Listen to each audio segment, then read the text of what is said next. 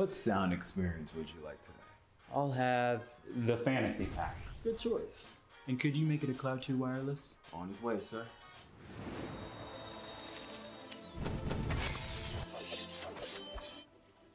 Sounds amazing. Wow.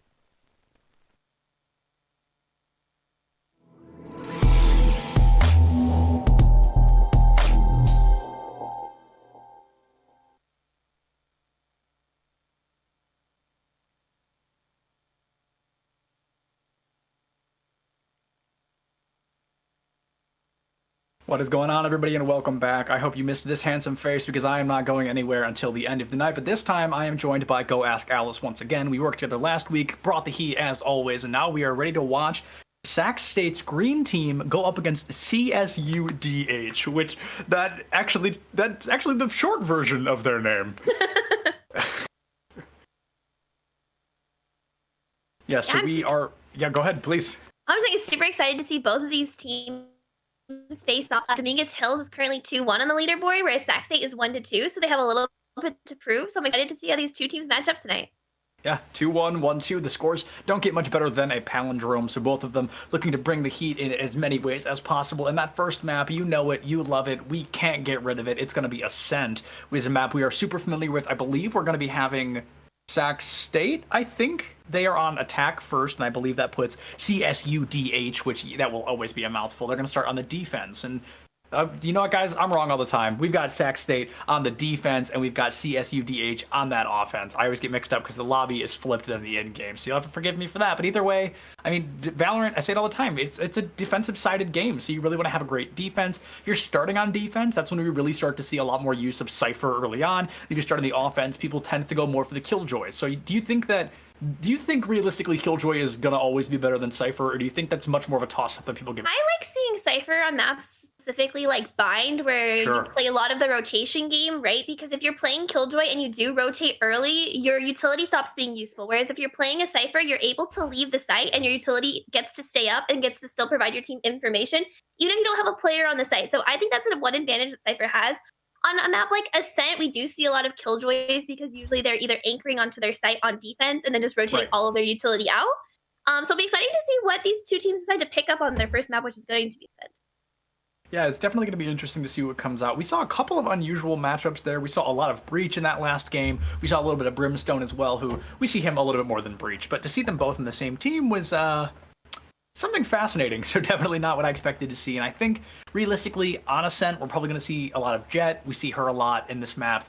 Maybe Jet's kind of the only one that I'm really confident in saying. We'll probably see an Omen as well, perhaps a Phoenix, but of course that comes down to comfortability at that point. Yeah, I'm expecting to see some Sovas as well. I think Sova on Ascent provides so much useful information for the team, especially because the map is so large. Being able to use those owl drones and those recon darts to get information about where the team is and try to know before the rotates happen where they're going to rotate, I think is so huge. So I really want to see a Sova on at least one of these teams on Ascent. Yeah, we did see in that last matchup that I feel a lot of you may have been there for. Sova was on one team but not the other, and the team with the Sova did end up winning at the end of the day. He's just got a lot of great ability and a lot of great things to use moving forward, and a lot of great fight openers. That Hunter's Fury is great to counter that Killjoy ultimate as well if you can pull it off appropriately, but you expect to see what you can get, and we can only hypothesize until these teams finally get into that agent select. But it looks like we are waiting for just a couple more of them to ready up. It looks like we may have a ping issue that has gotten fixed, and wow, somebody's in lobby at 6 ms, which is probably the lowest I've seen in a really long time. Someone just has to live in the server sometimes. I personally can't relate to that benefit, but that would certainly be nice. Yeah, I certainly wish I was rocking 6 ms. I think on my best day, I'm sitting around 75, somewhere between 75 and 100. So I definitely envy those who have the ability to. So yeah, I'm rocking at 6. And that's it. I mean, that's gonna be something interesting. Yeah, it's nice that both of these teams are on the West Coast, so at least the server pings are relatively even. I know some other leagues and tournaments have problems where you have even teams who are in the Midwest versus the East Coast. The ping can be really dramatic. So having 2 California teams must feel pretty nice for all the players. Yeah, absolutely. We're finally going to be jumping into that agent select. So let's see if any of those hypotheses were correct. We're going to be waiting to see which of these players is going to be on that constant Jet. We see her nearly every single time, and I cannot wait to see Jet. Are we going to see Omen? Possibly a Sova, like you said. We hope that we definitely see these mainstays, if you will. Yeah, definitely. Maybe again, maybe not the that 5 classic euro. Quad, yeah, that classic quad Yoru coming in hot here. Something tells me they're probably not going to be allowed to do that. But hey, okay, maybe it's just going to be 10 Yorus. Maybe we're having a really good time tonight. Who knows? But no, we are going to be jumping around a little bit. And Psycho already hovering over that Sova, so maybe we see that. Yeah, exciting to see some Sova. Sova Sky is a weird combo to run both agents on. It does provide a lot of utility, a lot of flashes, but usually Sova and Sky are pretty interchangeable. 5 Vipers, on the other hand, perfect comp. Couldn't naturally pick a better one myself. Could not be better. You love to see 5 agents, or I guess 1 agent being picked 5 times, but 1 mad bad dog, which is a fire name, is going to be something quite enjoyable. Yeah, I love seeing the Omen pick still on Ascent. I know Brimstone did get buffed, but I feel like a map like Ascent, where the main entrances are so far away from each other, you really want to have an agent like an Omen, just so you're able to have that kind of global smoke pressure. But with 10 seconds left, no one's actually locked in that many champions as we finally get our Killjoy locked in on the side of yeah, somebody locks in. It's gonna take a minute, slow but sure. We're gonna see some lock-ins come through. Looks like Shan is gonna be choosing to stick onto that Sova Psycho as well. And I said that fateful Jet, she's gonna come out on both sides, and Arena coming out from Rux there, so that's gonna be interesting.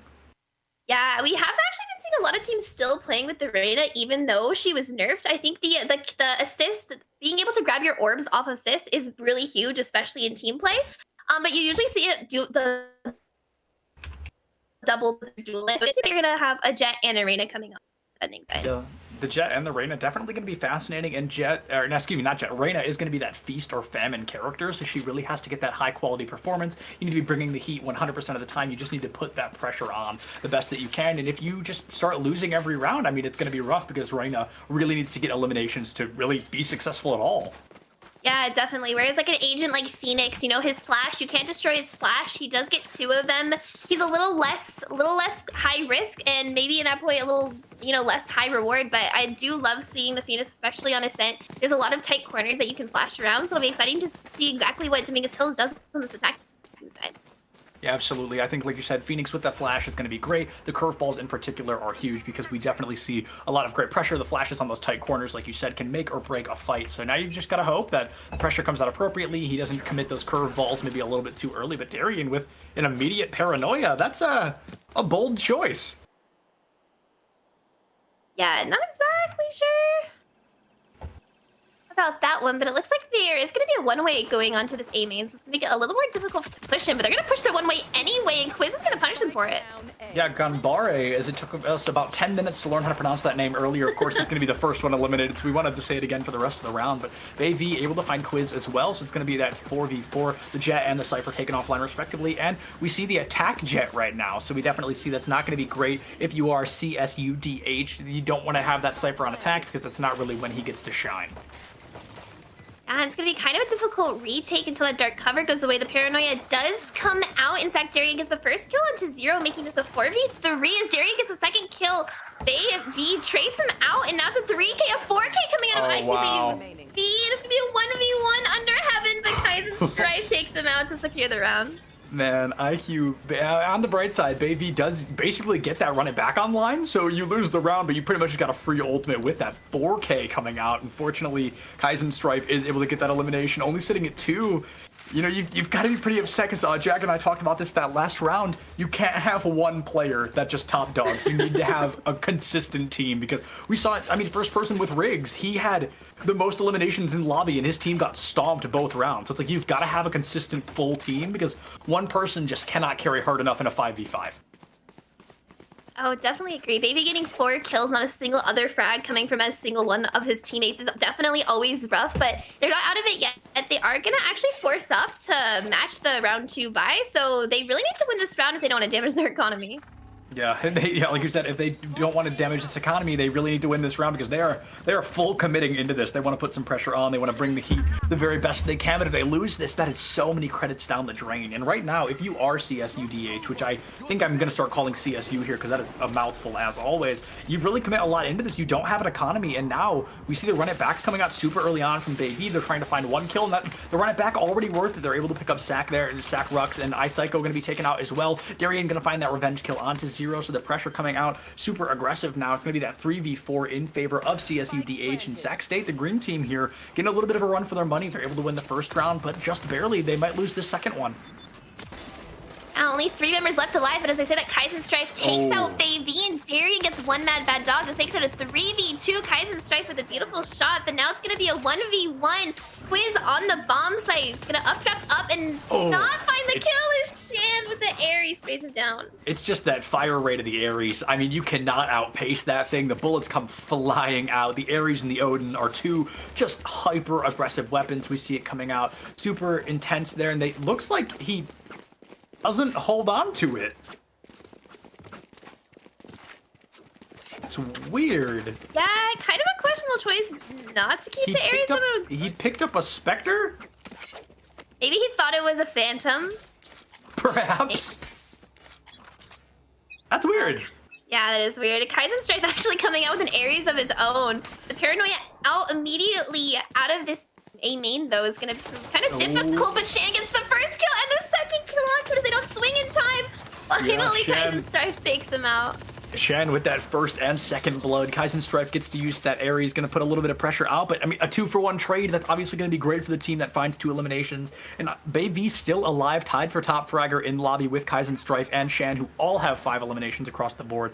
Now the pressure coming out from these 2, I mean, it's gonna be better if you are CSUDH, because now you are in a little bit more consistent of a play style here, and as you find Psycho, Kaizen Strife able to take out that elimination as well. Sac State's Darian, the last one left alive, a 1v3, and IQ Baby just getting every single elimination they need. Yeah, Baby coming up huge here. The 2 Spectre kills are really well played to kind of counter that Paranoia out of A main, and still getting 2 kills was really huge for that attacking round. So really well executed on the side of Dominguez, Dominguez Hills. Absolutely great execution indeed, and Ganbare currently sitting with 0 eliminations in lobby, but that is hardly an issue because both Rux and Psycho on the enemy team are also sitting at 0 eliminations. So we're seeing a lot of top fraggers and like a lot of really great plays from individuals, but as a whole, both these teams seem to be lacking just a little bit in terms of maybe accuracy and just trigger discipline. Yeah, I definitely agree with that. And Dominguez Hills, unfortunately, isn't going to actually be on a full buy this round. So Saxon does have the gun advantage if they can make use of it. They do have the cat peek, but doesn't quite land anything.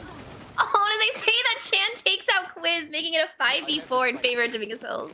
Yeah, unfortunately, Quiz taken out of that fight right away. So now, again, like you said, Dominguez Hills, they are going to get a decent lead here. It's going to be that 5v4. Of course, their Spike Carrier is still alive as nobody has fallen. They've got that Hunter's Fury online as well, which would be a bold move to say the least. But at the end of the day, if they could get even one elimination, that would be great for them.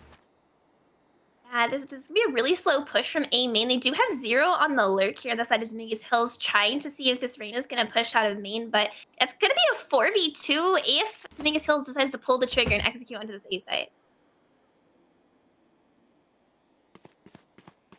Now we just have to play that patient waiting game as Rux takes 0 out of the fight, so that lead for Dominguez Hills is just going to be taken out right away. It's going to go right into a 4v4. A firewall from Bay V there was definitely unusual, but now even committing the lockdown from Kaizen Stripe, I mean, now it's become this sudden desperate grab from all these players to grab the point. The Hunter's Fury as well, my goodness. These ultimates just coming out left, right, and center. Bay V taking a lot of damage from his own teammate's Hunter's Fury there. That is not where you want to be, and as Kaizen Strife picks up 2 kills, one of them being a wall bang onto one Mad Bad Dog. I will not stop saying that. I love saying that. But now the 2v3, and I mean, your Phoenix, he's low on health here. He gets to heal himself back up a little bit with a hot hands, I believe, but that might not be enough. Yeah, the curveball's late. Oh. Yeah, Baby just gets taken out there. 2 members on top of him already get the defuse. And that was, I think, a good idea coming out of Dominguez Hills there to try to kind of bait the rotate onto B. Having 0 lurk, even though 0 did die, it did pull 2 defenders away. But at the end of the day, Dominguez Hills was at a gun disadvantage, and Sac State just had a really pretty retake there. Absolutely. There was a great retake there for Sac State, and now we just see the great pressure coming out for them as well. It's going to be... I don't know, they're going to have to bring the heat a whole new way. It's going to be tied up 2-2, so there's not really going to be a bonus round here, but Dominguez Hills, maybe they're able to turn this around a little bit, and we see a run it back online as well as a teleport, and in this situation in particular, especially when you're on the defense, the teleport isn't really a great ultimate in my opinion. That's more of a kind of when you're going for a cheeky spike plant, but with the run it back, you could maybe find even one elimination, and that could really give your team an advantage, especially because your Jet isn't buying. Right, definitely. So I want to see some of these ults coming out now. The earlier you can get the ult off in the match, in the half, the quicker you can get to your next one. So here we go. Now, Baby ultimate activates the run it back, gets kind of zoned out by the mauling and totally runs past 0 there. Doesn't get the frag. Onto the running back's gonna run out. Yeah, and the running back's just gonna run out before he gets the ability to find any kills. One Mad Bad Dog or OMBD finds the elimination onto Quiz, and now already 3 eliminations in favor of our defending team. Psycho able to find Bay V, and Ganbare picks up 1 kill on a Kaizen Strife. This is his time to shine. He's got to get 3 more. Not able to find even 1 more as Darian does take him out of the fight. Yeah, good idea again by Dominguez Hills. A little poor execution. Sac State did a really good job at holding down that site. They didn't give the run it back a chance to get any opening kills. So even though it got a lot of space, he didn't clear out Quiz there. So Jet was able to maintain a really aggressive angle, and she wasn't punished for it. Absolutely. There was no punish coming through, and that's not what you want to be seeing. You want to try to punish all of these misplays, all of these micro mistakes that could, maybe flip the round in your favor, but unfortunately, if you're not reacting fast enough, if you're not able to hit those shots, then it's just not going to work out in your favor. And now we see that Ganbare has that Cypher ultimate online. We see the teleport and the Blade Storm online for our defending team as well. So, I mean, these ultimates really starting to stack up, and as we saw in the last game, I know you weren't casting with me, but I know you were watching just a little bit, everybody was really holding on to their ultimates, and you get to a point, you've just got to use them. No, I definitely agree. If you're not, as you say that right now, the Neural Death does come out. 0 takes out Rux, though, so now it's going to be a 5v3 as they make their way onto this site. Kaizen Strife not quite able to land a kill through the smoke. The plant is coming down, and they're going to be pretty well set for this post plant. Yeah, that is 1 Bad Dog as he gets that spike plant coming through on point. So again, a 3v4. 0 was taken out in the mix-up by Quiz, and the Blade Storm's still online for Quiz, so maybe you just full commit and go for some hero plays, but also you've got to know you're sending yourself into the graveyard with that, so you've got to play it safe all the same. I just want to see somebody pop off. I love seeing those individual play styles really come to fruition as Psycho and Ganbare go for the trade. It's going to be a 2v2 with 2 ultimates on side for our defenders. Kaizen Strife finds that flank into the backline once again in the Sova. The Soul Survivor going to be Sean around the corner, able to find Kaizen Strife. He's not going to get there in time. Quiz is going to get this defuse. Oh, the shock dart puts him off of it, and then I don't know if he has time. No, I think he's got it. I think he's just barely got it. It looks like 1.79 seconds left. He is just barely able to secure that defuse. That shock dart, I mean, that was big brain. Yeah, valiant attempt there by Shan to kind of just like stall out the defuse. Unfortunately for him, Quiz did get the bomb already halfway and wasn't quite able to get it, but it was a really good try, especially Dominguez Hills was on a kind of a half buy there. Most of them had singers or SMGs. Yeah, the Stingers and the SMGs were definitely some choices that were made. And now Quiz, the Jet with the operator, I say this all the time, is that Jet, she's exactly who you want to have that operator. You know, you want her to have that operator and use it efficiently, try to dash in or get a kill and dash out. So use that mobility to the best of her ability. And now patiently waiting on B to only find out that nobody will be there for quite a while. Yeah, it was the worst when you post up on an op and no one goes to your site, but it looks like they're gonna do a mid to A push right now from Dominguez Hills. I want to make sure that they don't dry peek these corners going into tree. It's always a scary angle to peek. They do curveball out, but Reyna's holding pretty deep into tree there. They're gonna spray the smoke. We're not gonna quite find anything for it. Yeah, it looks like they're not going to be able to find anything quite yet. Shan going to be taken out with that wall bang, or as I always like to call it, the floor bang, because you are technically standing, you know, through the floor or through the ceiling there. Shan is going to be able to find that spike plant as well, so it's going to be great for these attackers once again. They're currently down by 2, and every time they get to this point, they do a great job. They maybe find one elimination, and then pretty much Kaizen Strife just rolls up and just takes out the rest of the team. Like, it really comes down to some moves of desperation, but IQ Bay really trying to find a victory here and make the score 3-4, trying to take something out. Gunbare and Kaizen Strife again. I mean, I can't say it enough. Kaizen Strife, the name all over the board. I think they are going to end up losing this round. Yeah, because they were critical condition. But I mean, again, finds a 3K in that matchup. Currently sitting in lobby with 14 eliminations. That's the most by 3. IQ Bay V has 11. Kaizen Stripe always being forced to play retake on this Killjoy. They've been playing B side this whole game, and they've never once gone B. But as you can see now, as I'm saying that, obviously Kaizen Stripe can hear me and is moving on to the A side. But despite the fact that he's been playing retake this whole game, getting 14 frags on such a defensive and supportive based character like Killjoy is pretty incredible. Also, I mean, 14 frags, and we're only on round 8. So I mean, that is a very consistent gameplay. I mean, that is something to behold. Hold on, I'm gonna do some quick math here.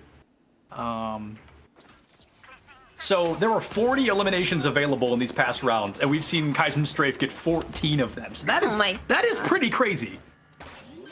And unfortunately for Sac State, they all stacked A. There was 4 members on this A side, so they're just gonna really clearly and freely walk onto this B side, get the bomb down, and they're gonna play retake with really short range weapons, which is gonna be really difficult for Sac State here. Absolutely, and one mad bad dog gonna find 2 eliminations. Kaizen Strife taken out of the equation. Now these are the rounds that I really feel our attacking team has a great chance to win, because Kaizen Strife, I feel, has just been a difference maker. 14 eliminations, the next amount of eliminations on that team, 6. So, I mean, they are definitely leading the charge here in terms of these eliminations, and now they've been taken out of the fight, but Darien gonna try to take that just a little bit further, picking up 2, putting themselves at 8 eliminations. One mad bad dog picks up a 3rd, Shan finds a 4th, and Quiz takes Shan out of the fight, a 2v1, but no time to defuse this spike. It is already in the fastest of the ticks, and yeah, there's no way you're getting in there in time, and if you don't get out, yep, okay, I was gonna say, if you don't get out, you're gonna get killed by the spike, but clearly Quiz was not listening for those audio cues.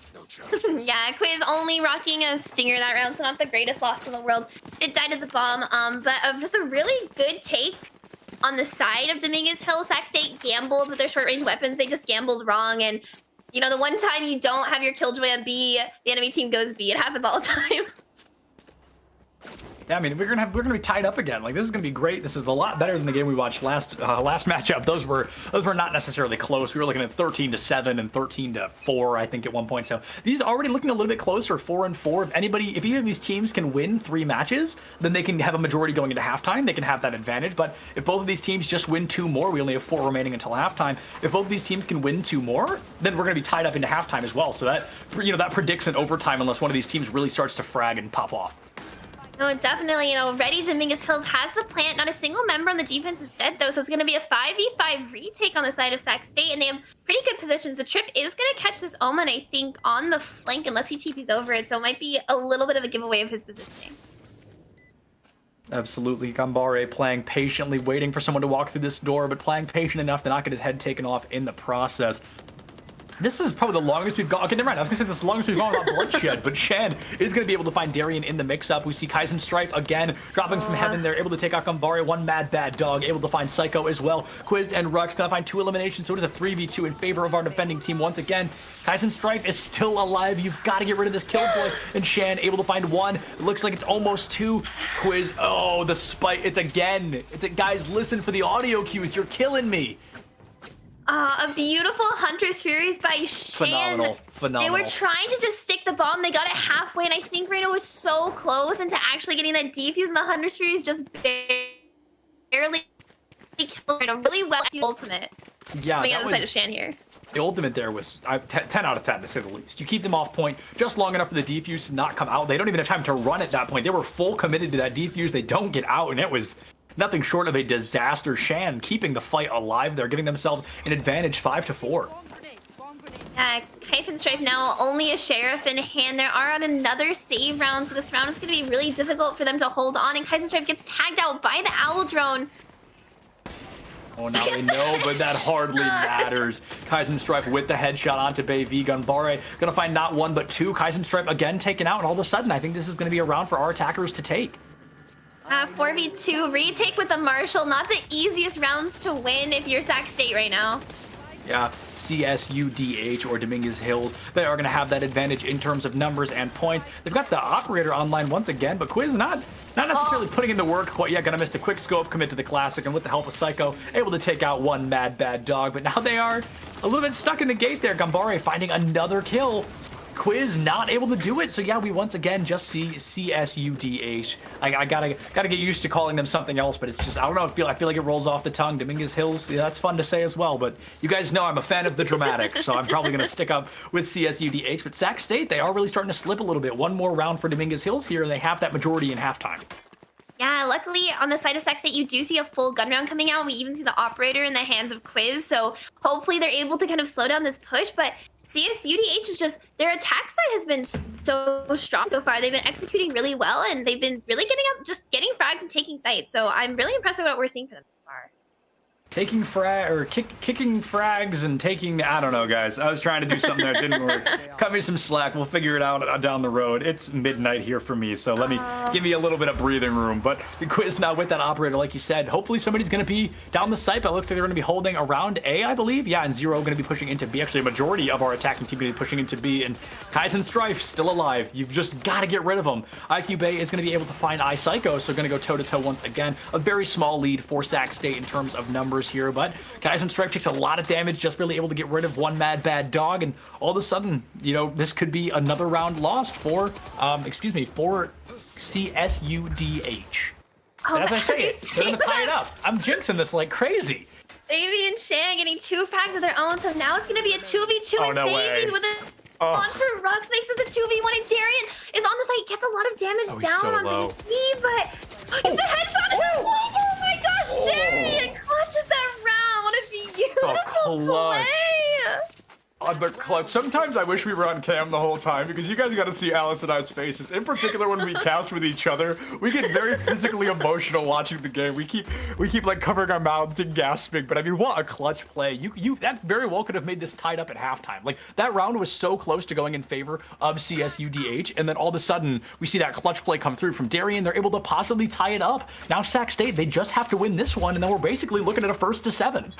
Yeah, that's huge if you're Sac State. They had lost the previous 4 rounds in a row, so even getting just that one clutch has to be such a good mental reset. As I say that, we're going to see contact in main rocks with 2 kills, and Quiz trades out Zero, so now it's going to be a 4v2 in favor of Sac State. Storm. Yeah, Zero commits the Blade Storm as well, and Sac State, they've got the numbers. They've got 3 ultimates online, 4 if you include the Empress, but Reyna's dead, so who cares? And now they've got 3 ultimates online, 1 mad bad dog sitting with 1 teleport. Gambare not even close to that Cypher ultimate as well that I can never remember the name of, but now it's going to be it's a 2v4. You've got the spike, but I mean, you're going to have to absolutely frag here.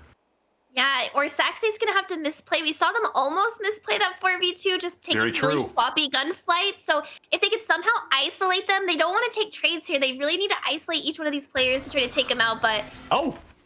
Omen's going to ult right onto the site. It's going to get canceled by the jet, but at least they got info. Yeah, that info's hardly going to matter. That teleport maybe down the drain here. Gambare is going to be taken offline. So now 1 mad bad dog. He's got to be real mad here. He's going to be mad enough to make himself bulletproof, because the heat coming out is going to be a lot of bullets. He's already taken a little bit of damage as well. He's got the spike. He's got 30 seconds. I feel like maybe it's just not going to work for him.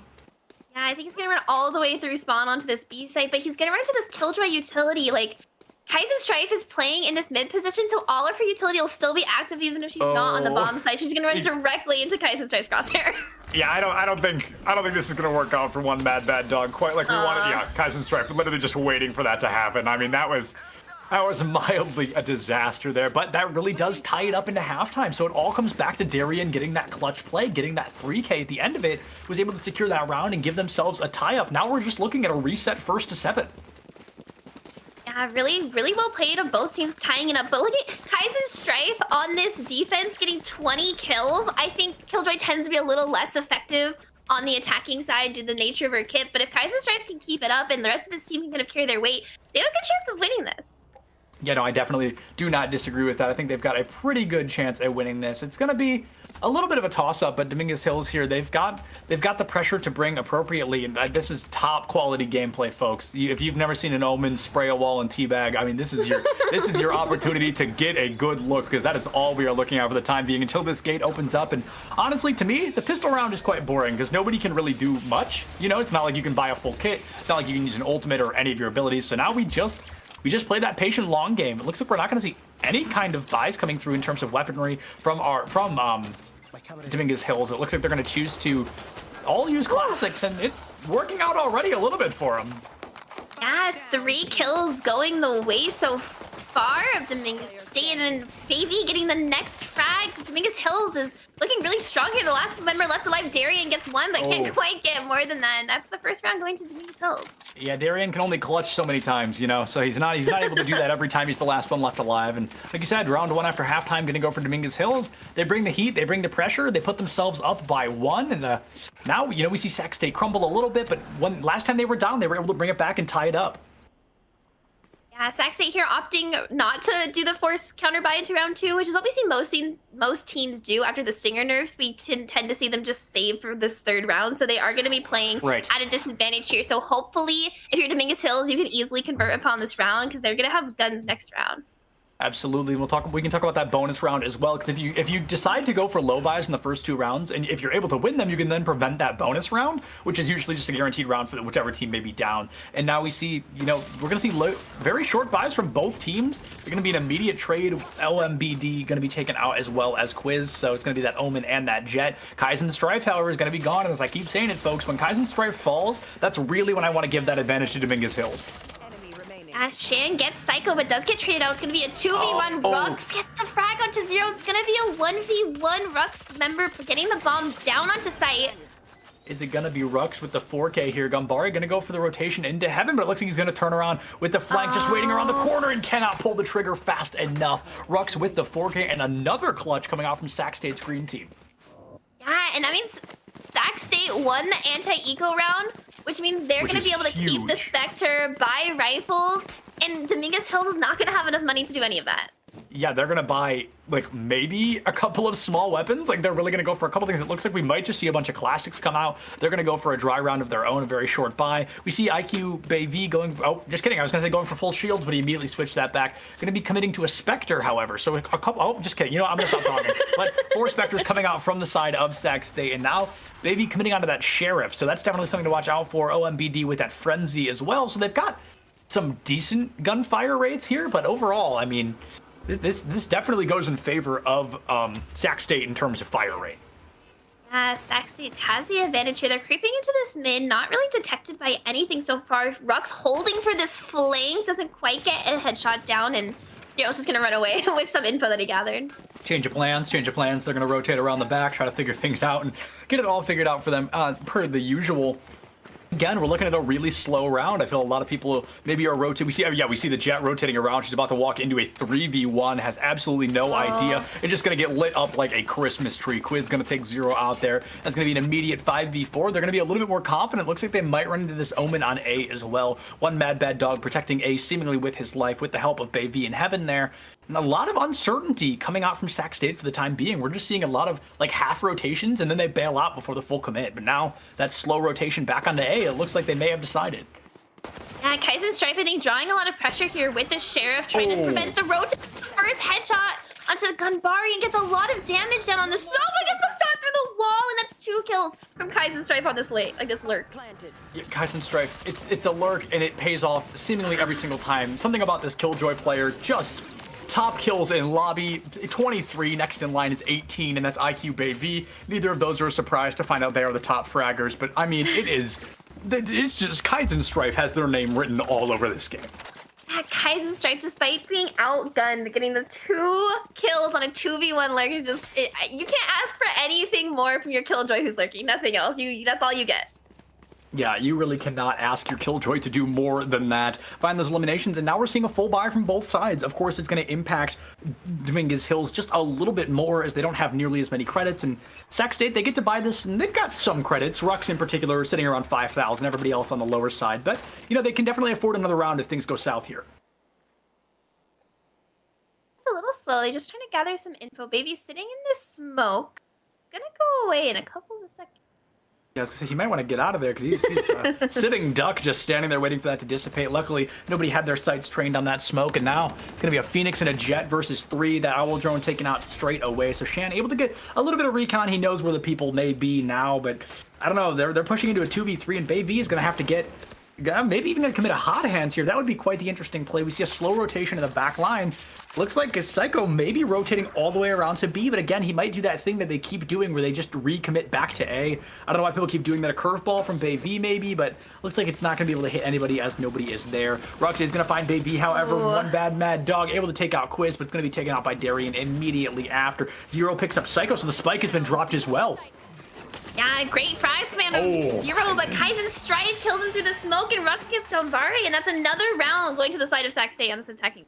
It is just Kaizen Strife's world, and we are living in it right now. I mean, it is just, that's 3 rounds in a row that I feel the round has been won because of Kaizen Strife. We're looking at a minimum of, what, 4 more rounds? So I think realistically, Kaizen Strife might drop a 30 bomb. So we're currently sitting at 25 eliminations, so we might see a 30 bomb come out here because they've already got 25, next in lobby's 18. So if Bay V really pops off, I mean, we can see 2 30 bombs in one game, which is incredibly unlikely, but with the way Bay V played in the first half, I mean, it feels possible. The amount of pressure Kaizen Strife is pulling on Dominguez Hill's defense, because they're sending 3 of their attackers onto A, leaving 1 B main and drawing at least 1, if not 2 defenders.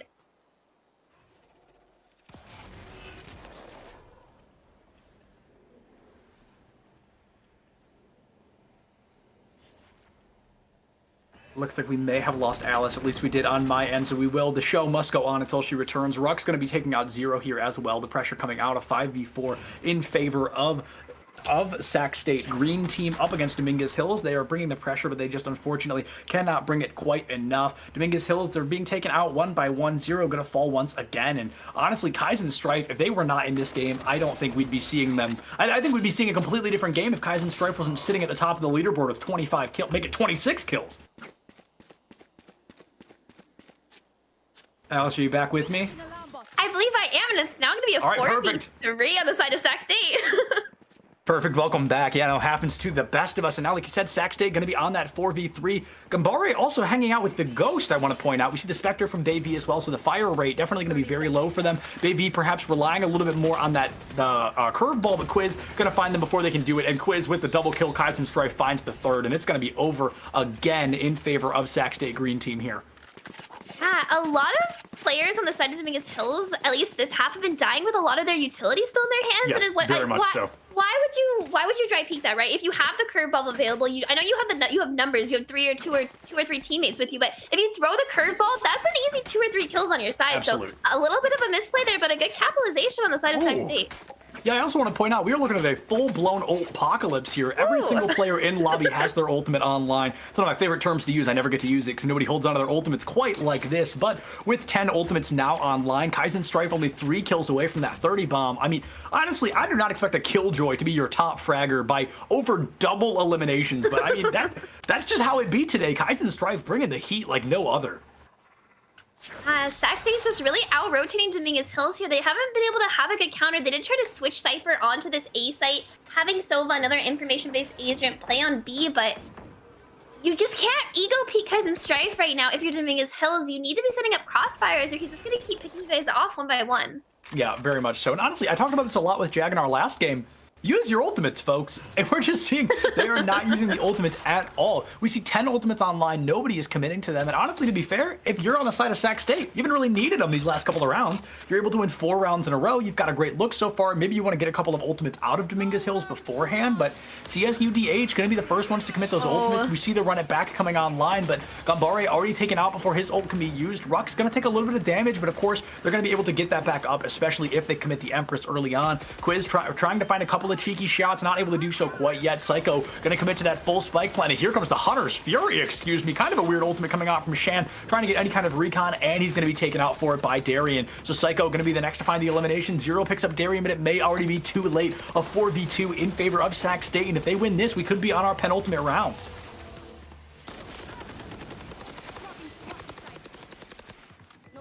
Oh wait, I didn't even know the Killjoy ultimate came out. My goodness, so many ultimates came flying out that the Kaizen Strife was able to commit the lockdown there in the Madness. And honestly, 27 eliminations, currently sitting at 0 for the round, so I would love to see them get it soon. Yeah, and it looks like Dominguez Hill's just going to save here, which is going to put them on, they're going to be down 4 or 5 rounds.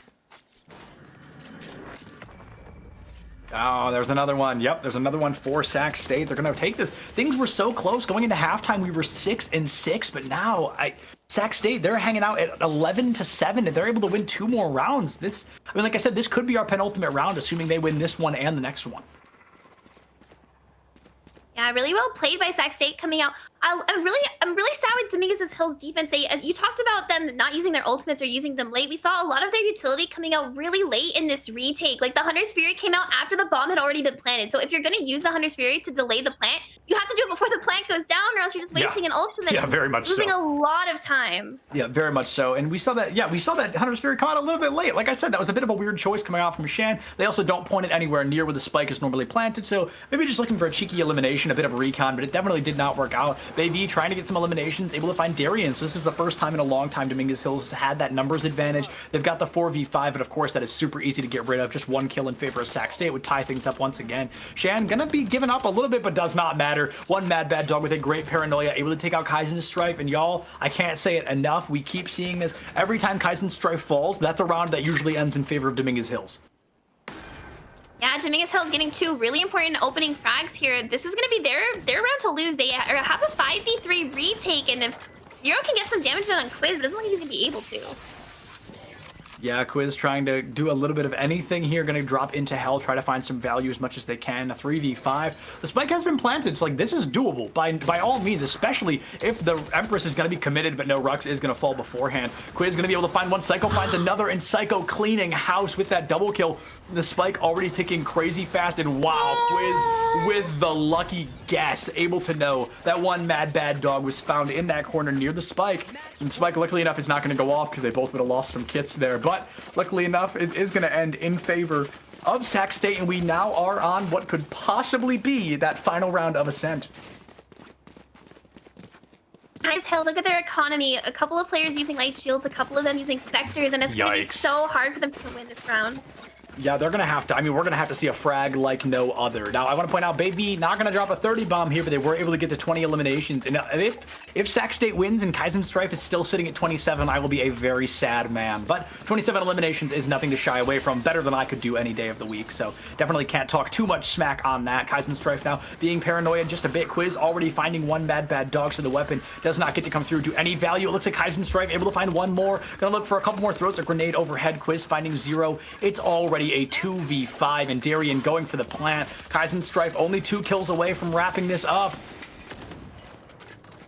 2 members left alive on the sides of Dominguez Hills, and Kaizen gets the headshot, 29 kills. He needs it. He needs it so bad. IQ Baby, it looks like he's going to be coming down this long shot here. Kaizen Strife wants that 30th kill. They know he's there. Please let this man get the 30 bomb. I want to see it so bad. But it looks like he's not going to peek the corner yet. No! Baby takes out Kaizen Strife before the headshot can come through. That is so unfortunate. Baby still taken out by Psycho, and Kaizen Strife just cheated out of that 30 bomb. That is so sad. You know, Baby had something to prove. They're the top frag on the enemy team, and though he doesn't emerge victorious, he does take away Kaizen Strife 30 bomb, so something to take home. Sometimes it's not about winning, it's about sending a message, and Baby was able to do just that. Steals that 30 bomb out from underneath Kaizen's Strife, unfortunately. So, I mean, honestly, just to take a quick look at these stats, Kaizen's Strife sitting 29 and 13. The next most of eliminations in lobby is 21. So, an 8 elimination lead, the most on his own team. I think next in line is 16, so over almost double what the next player online had. So Kaizen Strife, I said this about halfway through the game, had Kaizen Strife not played that would have been a completely different game. Yeah. All right, it looks like oh, go ahead, please. Oh, so yeah, thank you guys for watching this game. We're gonna come back for game 2, which is gonna be on Vine, and we'll see you soon.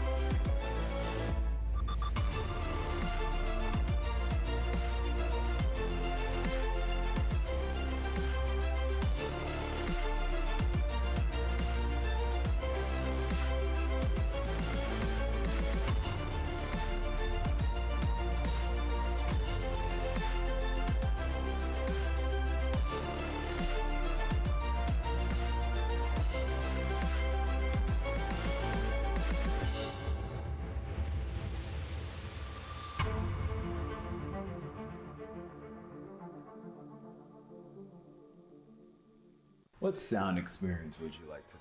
I'll have the fantasy pack. Good choice. And could you make it a Cloud 2 wireless? On his way, sir.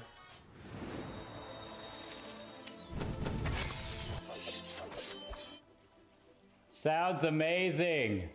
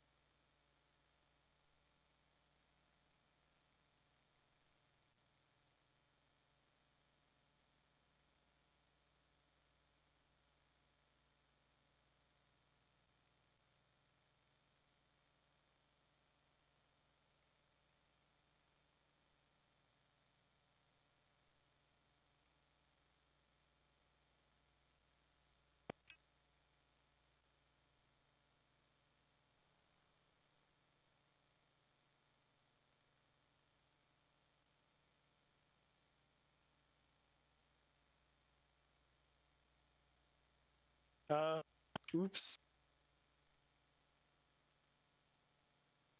Sorry, guys. Darian's a little. What happened? He's dumb.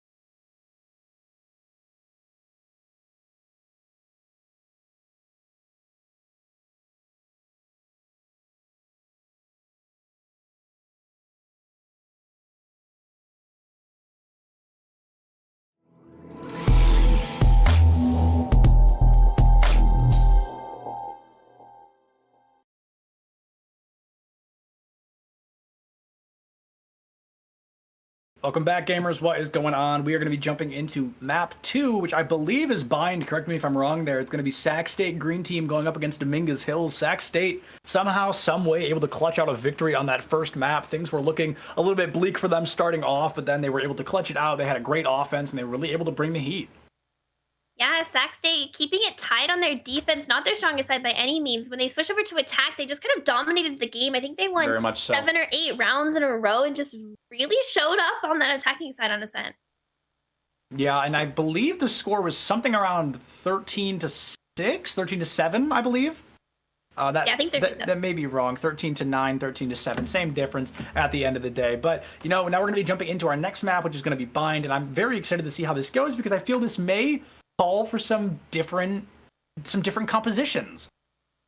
Yeah, Bind is a map, as we talked a little bit about it before, Bind is really rotation focused, right? So Right. you're able to rotate around the map due to the nature of the teleporter super easily, whereas Ascent has to do a lot with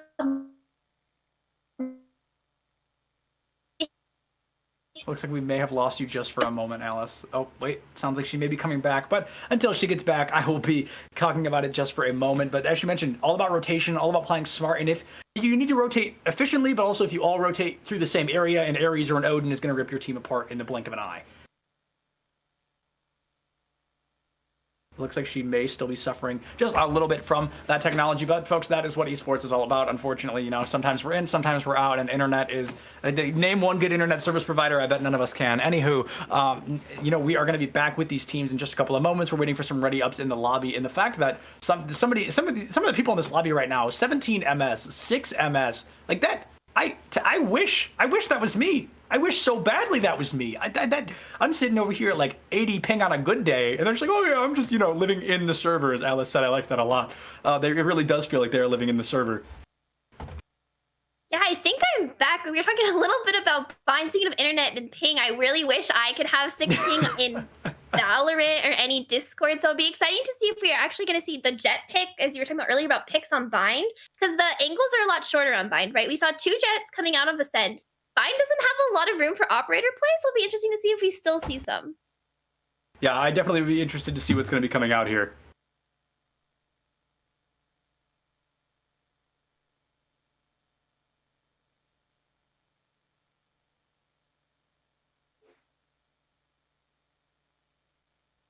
looks like we're about to head into our champion select coming up super soon, as we were talking about a little bit about the Jet pick.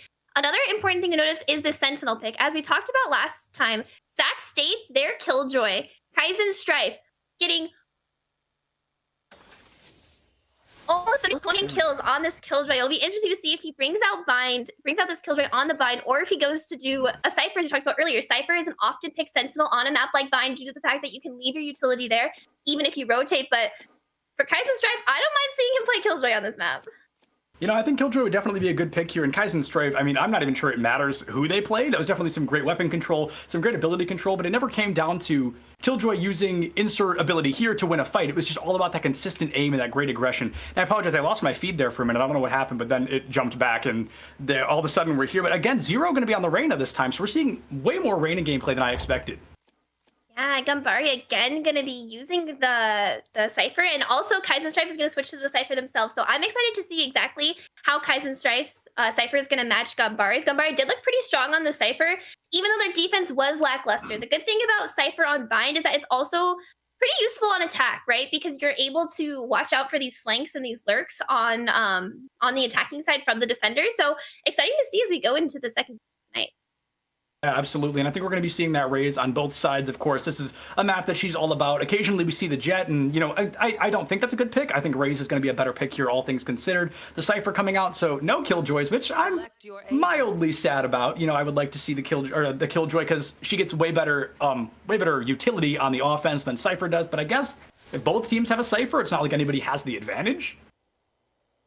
Yeah, that's a great point. And I'm excited to see exactly how they're going to use the camera placement as well. I love seeing different ways of like setting up on B side specifically. And if we are going to see Kaizen Strife eventually end up rotating back and forth. But actually, as I'm saying that, I'm so sorry, Sac State is attacking first. So it'll be interesting to see. They're going to opt for the Raze instead of the Jets. They are going to still run double duelist. So I'm excited to see as we get into our game. Yeah, double duelist is a weird one, but it's definitely something that can make or break, and we're going to see the Sova on one side rather than the other, so it's to an extent Sova versus Reyna, because other than that we're looking at a mirror matchup, so it's definitely going to be something weird. You know, I feel Sova is just better. As much as I don't like him, Reyna getting nerfed into the ground recently, going to take a huge hit on her utility, all of her kit just pretty much cut in half, so definitely not going to be great for her there. And Psycho gave us a pretty consistent game last time. I wouldn't say, you know, it definitely wasn't great, but it wasn't bad either. They had a positive KD, so they weren't getting stomped on by any means. Maybe they can be a little bit more consistent with ability usage. I think maybe to see that come out would be a little bit better. Because we saw a lot of, we saw that one great shock dart, I believe, to open up the point toward the beginning of Ascent. And that's kind of the only thing I can think of where I'm like, wow, that was really good.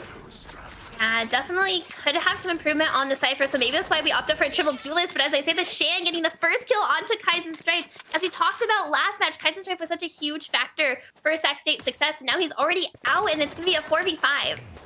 Yeah, absolutely. And like I'll say it one more time, folks. You know my opinion at this point. Kaizen Strife is gone. I'm so ready to immediately give that matchup to the team to the opposite team, to the attacking team right now. Sac State gonna be ripped apart a little bit. Ruck's able to find quite a few eliminations there, but Shan gonna be going up 1-3. Sac State, they've definitely got the advantage here. Yeah, Sac State, they have a pretty solid post plant here. They do have a little bit of a low health bar on their Phoenix, but Shan has still one blast pack left. Was gonna get one tap by Rux for the 3K. Really well played by Sac State there. Yeah, Rux just super patient, just stared at the door for like 10-15 seconds, just waited, in a moment, just waited there, and found the headshot. That was all that mattered. Rux able to find 3 there, halfway to that, run it back as well, so that's going to be great for them. 2 eliminations on the side of Dominguez Hills. You know, they get a couple of kills early on, but then I think they got 2 and lost 4 in the same fight, so they definitely did not come out on top of things there. Yeah, and Dominguez Hills, they're gonna have to be very careful with how many rounds they give up, I think, on their defense, because they are running triple duelists, as we talked about. They're not gonna have a Sova, so as many rounds as they can get on their defense, because it's gonna be a pretty difficult site for them to hold, especially with the lack of utility. So you really expect them to maybe not win this round on the anti-eco, but to pick up a couple of rounds afterwards. Absolutely, and Kaizen Strife, that person that so closely so close. He almost dropped a 30 bomb in our last game. Was the first person eliminated in that last round. So we definitely thought things weren't going to be ending in favor of Sac State because your top fragger is taken offline, But as a new map opens up, there going to be a new top fragger all across the board. And as we saw in that first round, Rux trying to take that name super early on, going to find those 3 eliminations, only 5 people to eliminate. You know what I mean? So definitely going to have some great value there. And now a very aggressive spike plant coming out as well. Psycho putting themselves in the corner, going to get the credits for the spike plant, whether they win this round or not. Yeah, Sac State hasn't actually cleared out this elbow, so there's still 2 members of Dominguez Hills in this elbow area, so they still have complete control of it. The recon dart is coming out, but they might get swung. They're gonna have to play a 2v2 here, but as I said, that Darian gets the kill on Gambari, and then he gets traded out, and Baby gets another kill. Yeah, Baby able to crack this open once again, and we see Dominguez Hills, they're going to be in the lead in terms of numbers. Like, as I say, it's going to be tied up once again. And as I say it again, Shan and Bay are both going to find double eliminations there. They both find 2 kills. Shan turns their 2 into 3. Psycho going to be the last one taken out. And I said it, the spike plant comes out, so they get the credits for planting, but of course, they're not going to be able to win the rounds. It's going to be tied up 1-1 early on. And last time we saw a tie like this was when they were tied 6-6 halftime on Ascent. Yeah, this is true. Like, Dominguez Hills, they looked really strong on their attacking side last time, so seeing them get some wins on their defense, especially after they lost the first pistol round, is a pretty good sign for Dominguez Hills. Some life signs yet. They're not quite ready to go out 2-0 tonight. Yeah, not ready to go out 2-0 quite yet, but unfortunately only 2 rounds in, what could be many, many more. We saw some pretty we have seen some pretty crazy overtimes here at NECC already, and I'm sure there are many more awaiting us in the future. This could very well be one of them. We're going to see another B split coming out of the side of Sac State. Again, we have Kaizen Strike lurking on this side for the trips. Already set up for the lurk, though. It's going to catch out Raze, but I think Raze is just not going to go that way. Not going to walk past the trip. Yeah, not going to walk past the trip quite. Yeah, we see the show. Oh. All right. We see the showstopper coming out on the side of Shan, who, got a 3K last time around. They're not going to get to use it this time as Rux will take them out with that Sheriff. Going to be a 4-3 matchup here. Sac State, they have the lead just by that single elimination, and they're probably going to look for a spike plant, I would assume, relatively soon, but instead we're going to see them rotating to B, it seems. They're pretty much hovering around the middle of the map here, very undecisive on which way they want to go. We see a lot of patience. They want to figure out who's where. And Cypher, we see Gambari just holding down B. He's got his wires all set up. Yeah, a little bit of an over-rotation, throwing the Phoenix onto this A side instead of keeping him B, but the run it back is going to come out. The run it back coming out pretty aggressively here. Looks like he may be committing just a little bit too far forward, not able to get much off of it. Gambari now going to be covering B again. They're going to be pushing in. It's going to be a 3v1, so Gambari is going to have to do some pretty crazy stuff here. Yeah, that run it back drew out the rotation again from Dominguez Hills in theory and gets the first kill on a Gambari. Gambari going to be taken out, so now it's going to be a 2v3 2v3 in favor of Sac State. But Baby, again, come on, every single round he just seems to be finding this great value. Going to commit a hot hands, heal himself back up, and that doesn't exactly give them the lead as it's just Cypher, Omen, or not Cypher, Phoenix, Omen, and now Rux going to be able to find Baby with a 3K. One Mad Bad Dog finds 1, but he cannot find 2. Rux with the 4, not quite the 5, but still a great look nonetheless. Another round going in favor of Sac State. Yeah, and I really like what Rux did there. He used the run it back in A shore while his team was rotating onto B and drew the defenders who actually had begun to rotate back B back to A. So that bought enough time for Sac State to get onto the site. Didn't quite get all of the frags they needed. It wasn't the cleanest execute, but they out-rotated it, and at the end of the day, Rux clutched it up. So really well played by Sac State.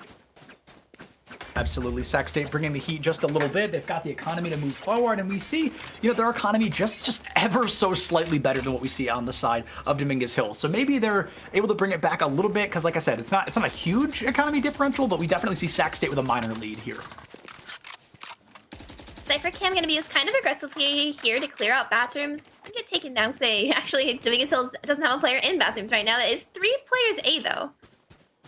Yeah, it looks like they're going to be committing to A, possibly. And again, we're just seeing so much, not necessarily patience, but almost uncertainty coming out from Sac State. They really can't decide which way they want to go, and then by the time they decide, they've got like 30 seconds left, so they have to push in a little bit recklessly, and then they have to try and follow up off the back of that, which did work out for them last time as they were able to get a couple of eliminations here and there. But going to be committing that owl drone early on, trying to find some reconnaissance. And I like the owl drone because even if you don't get a dart off, like someone has to destroy it, so you know where somebody is either way, because it won't just disappear on its lonesome. Occasionally it can, but if it's shot out of the sky, somebody had to fire those bullets. So it definitely gives away somebody's locale. Kaizen Strife trying to find a kill early on, can't quite find that value yet, but now they know he's in showers, so he's definitely going to be stuck here a little bit. Yeah, the running back is gonna go out onto this B side. They did clear the chip with the owl drone, and Baby gets the first kill onto Psycho, and one Mad Dog gets another one onto Kaizen Strife. So it's gonna be a 5v3 attempted take by Sac State. Finally, Rux gets a kill. The Showstopper gets taken out as Quiz gets the kill onto Shannon. The plant is gonna go down, but it gets canceled by Gambari, who's still an elbow. Yeah, Shan cannot be stoked about that. One of my personal favorite sayings, the showstopper has been stopped there. It was taken offline before it could even get pulled all the way out, and Rux able to find zero. You talked about it right at the beginning, a 5v3 push, and they were almost able to do it, but not quite. We see that Cypher and that Omen staying alive as always. Gambari and one Mad Bad Dog. They're going to tie it up again, so we go from 1-1 to 2-2. Yeah, this game's looking a lot closer than the latter half of Ascended for sure. The defense on the side of Dominguez Hills, to their credit, has been pretty strong. They have been doing these retakes pretty well, and they got the 2 opening frags on the initial execute. So really well played by Dominguez Hills here. We're gonna see the shorty coming out from Darien, and I can only hope that that is the truth, because I love to see the shorty come out. I love when people get eliminations with the shorty. I think it's hysterical. But I mean, hopefully they hold on to it, because they're gonna be going into a short buy round here. They've got a small economy. They could probably buy a couple of guns, but I definitely see what they're trying to go for here. They're trying to do the short buy. If they're able to win this, that'll be nothing short of phenomenal. If they lose it, it's not like they've put too much on the line, and their economy gets reset after this round. Yeah, it definitely makes sense for them to do a save here. It looks like there's gonna be actually 3 members of Dominguez Hills pushing into this 2 people here in bathrooms, and Rux gets 1 kill, one Mad Dog gets 2 frags on the other site where the bomb is. So really well played by Dominguez Hills to like kind of push out there and get some map control on this defense side. Absolutely, and Kaizen Strife taken offline. I won't say it again, but y'all know how I feel about those matchups. And now Rux taken offline as well. So that's, I mean, they're sitting in the most elite elims in the lobby, sitting at 10 eliminations. So we see they're taken offline. The most eliminations otherwise is 3. So that's going to be Quiz at the top of that leaderboard there. So one Mad Bad Dog sitting at 6. I mean, they're still alive. We see everyone except for Shan alive on the side of Dominguez Hills, and Sac State. I don't know, they're just going to have to change something up. Yeah, it's going to be a little difficult on this round. Only 3 members left alive. They are on a save. I think 2 sheriffs and a ghost coming out. So I think what they're wanting to do here is get some guns out of Dominguez Hills' hands. Maybe get some plant money down. But this round, not the easiest to win for sure. Yeah, definitely not the easiest to win there. But, you know, if there's a will, there's a way. I'm not sure we're going to see that way today because they've got 30 seconds. I don't think... Oh, no, okay, Psycho does have the spike, so at least they've got that online. But pushing into a 4v3 with criminally less firepower, I mean, you are asking to be taken out here, but if somebody's right inside that cloud, Psycho's going to go for the plant 3 feet away from Zero, who has no idea that he's there. Almost able to find it, but one Mad Bad Dog picks up Psycho with the 3. There's a world where this turns into an ace, but they're going to play slow, they're going to play careful, and hopefully they're able to find something, but Darien misses so many shots, able to find one. Quiz finds another. It's going to be a 2v2 again, but both on the side of Sac State, they are in critical condition. The showstopper from Darien, that was a misplay if I've ever seen one. Gonna have that show stopped per the usual. And again, the Omen and the Cypher. I mean, that's the third round in a row, maybe, where they're the reason they win is just those 2 players.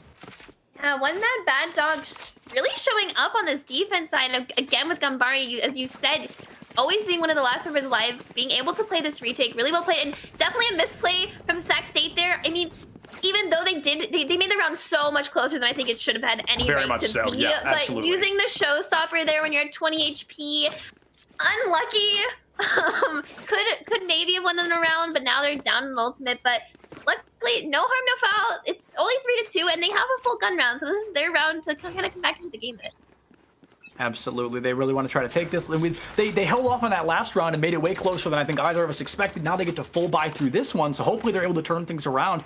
I mean, Rux is still sitting at the top of the leaderboard with 10 kills, but I think it's been 2 rounds. He hasn't been able to get a kill, so hopefully he's been able... Or no, that can't be true. But anyway, he hasn't gotten a kill in a little while here. Rux hopefully able to find some value, but right now it's all about that patience, all about that long game. 3 ultimates on both sides, and Kaizen Strife almost has that Cypher ultimate online as well.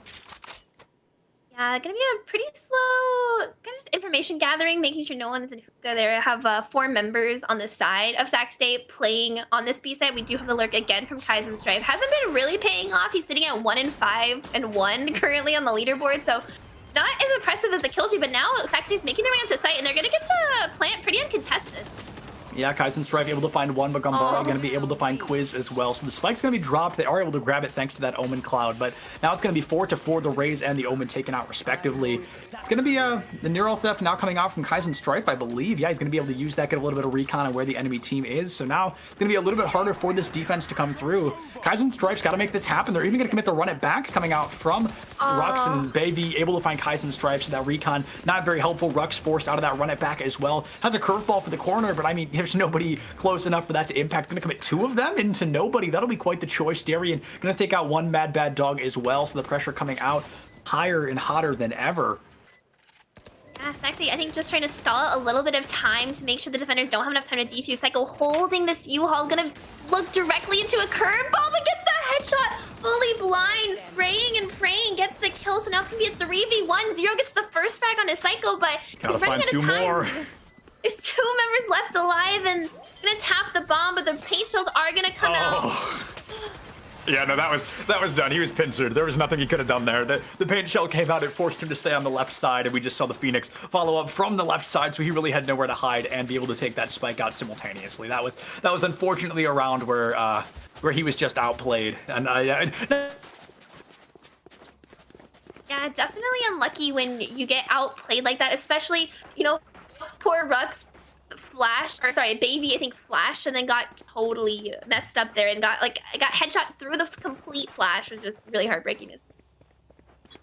Not even outplayed usually. Not a good look for Zero, but you know, that happens to the best of us. And as I always say, I'm sure any of these players could take me out any day of the week. I'm just offering the analysis that I can offer. Rux getting the first kill onto one Mad Bad Dog makes this a 5v4 in favor of Sac State. So Shan does have an off angle here. He gets almost a headshot with the Spectre, but doesn't quite get anything else for his trouble. Now it's gonna be a 5v3 for Sac State.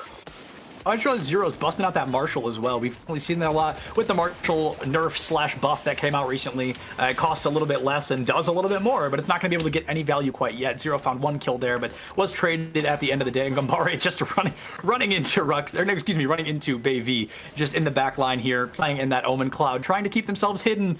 A Sheriff and a Classic up against quite a bit of firepower on the other side. Yeah, it's gonna be a really rough hero run, and Quiz Guardian headshot to Baby. The Classic left in the hands of Gambari. He's gonna get tagged again by the recon ball, and Rux gets a little 3K, and that's another round win going to Sac State.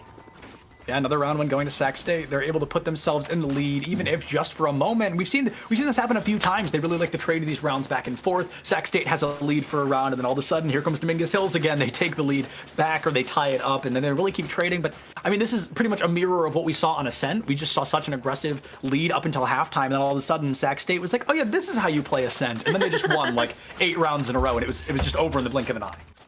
Yeah, Sac State, give them what you will. They're very good at adapting, and I love to see it. We haven't talked about it a lot, but Rux at the top of the scoreboard, 14-3 on this Phoenix. Absolutely devastating on this offense. Definitely picking up a little bit of the slack. But as I say that, the Hunter Fury comes out as the recon dart tags 2. Quiz follows it up, gets 1 and 2 kills going on the side of Sac State. That was a really beautifully executed play there.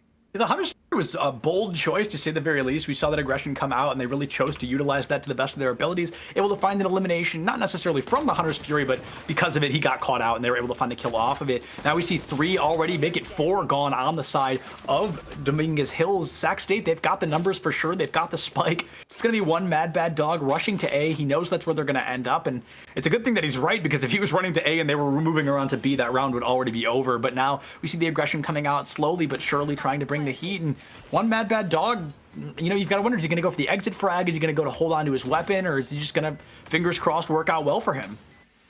Yeah, if he could take these engagements 1v1, but yeah, the shock dart comes out, doesn't quite land. The dark cover going down a perfect time, but they are going to hear him drop, and Rux is just going to swing out, one-tap him. Yeah, sometimes, unfortunately, it really do just be like that. Rux able to take him offline, and now the very slow lead going to be coming up. It looks like we may be seeing a timeout here. Yeah, it looks like somebody may be lagging a little bit. I'm not sure that's the case. Maybe somebody just can't hold their bladder anymore. Who knows? Honestly, there's so many reasons to call the timeout, but I'm glad that we have rules instated if situations happen like this to make sure timeouts do go smoothly. I think that timeout was called on the side of Dominguez Hills. I didn't catch it in chat, and I'm not going to look back. It's not that important, but this does give us a little bit more time to analyze. We've seen Sac State doing what they did last time, just a little bit for these couple of rounds here. They've won 3 rounds in a row now, so they've really started to flip the tempo in their favor a little bit. Yeah, I'm really excited to see Sate kind of coming on live. State's Rux, their Phoenix player, 16-3. I think this is almost his third run it back, second or third run it back so far this half. Maybe his third. And he's just absolutely dominating. He's making so much space for Sate on this offensive. And to Dominguez's Hill's credit, they've been doing a pretty good job so far at holding it back, especially on that, that pistol, the anti-pistol round where they won and they got 2 in a row after that. So Dominguez Hills isn't out of this, but I don't know. Rux is definitely feeling himself, and he's definitely online for this game. Absolutely. Yeah, like you said, Dominguez Hill's down but not out, wounded but not executed. They are definitely not out of this race quite yet. Sac State, however, Rux in particular is just... I mean, just they gave him an inch and he's run a mile. Like, it has really turned into such an aggressive lead. And last round I was talking, oh, if Kaizen Strife wasn't here, this game would be so much different. But clearly it wouldn't, because Rux is ready to take those shoes. He's ready to take that seat as soon as it opens up. I mean, just a phenomenal job. And Kaizen Strife, I also made the comment, maybe it doesn't matter what character he's on, yada yada, but the Cypher, I mean, don't get me wrong, an attack Cypher is very hard to play. I'm not talking down to that at all. But the Cypher so far not working out as much as the Killjoy.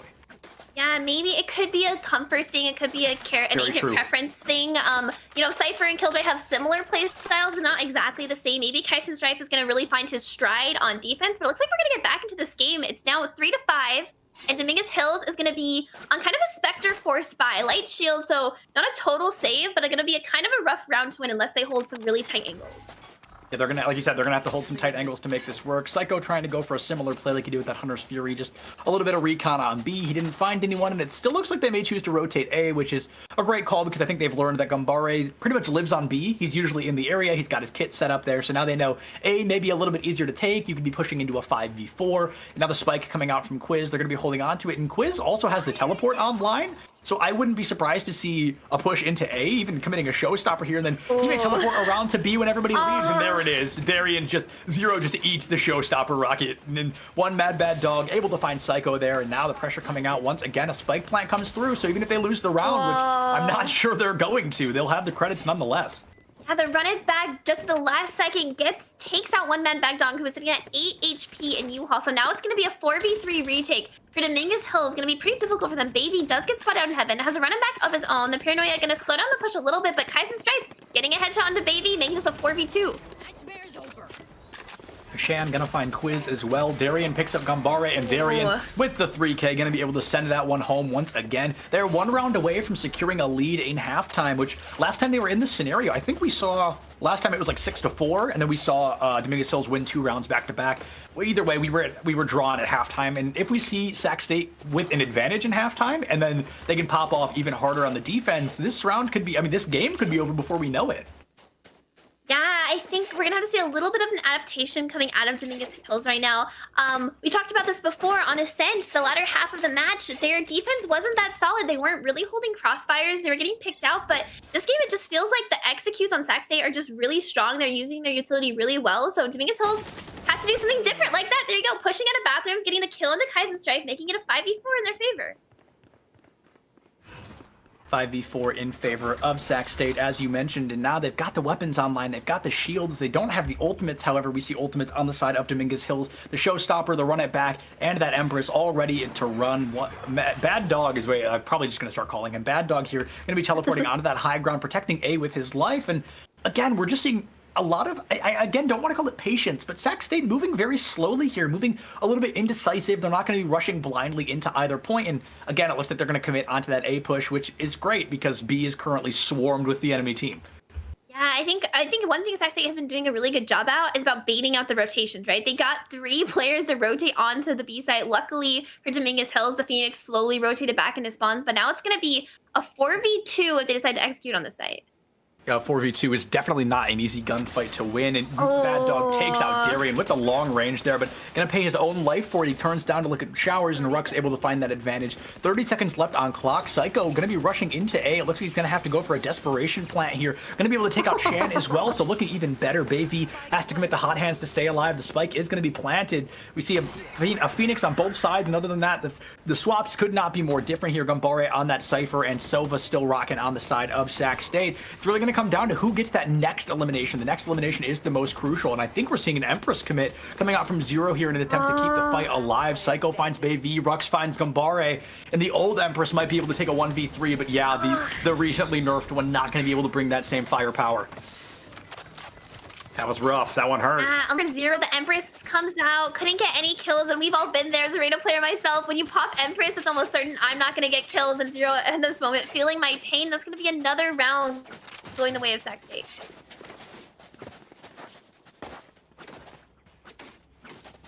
We just have to wait in patience here to find out what these teams are going to do. We're going to see the classic buys again coming out from Sac State, but another short buy coming out from Dominguez Hills. We see a Marshall, a Ghost, three Spectres, excuse me. So they are really going for a small buy here.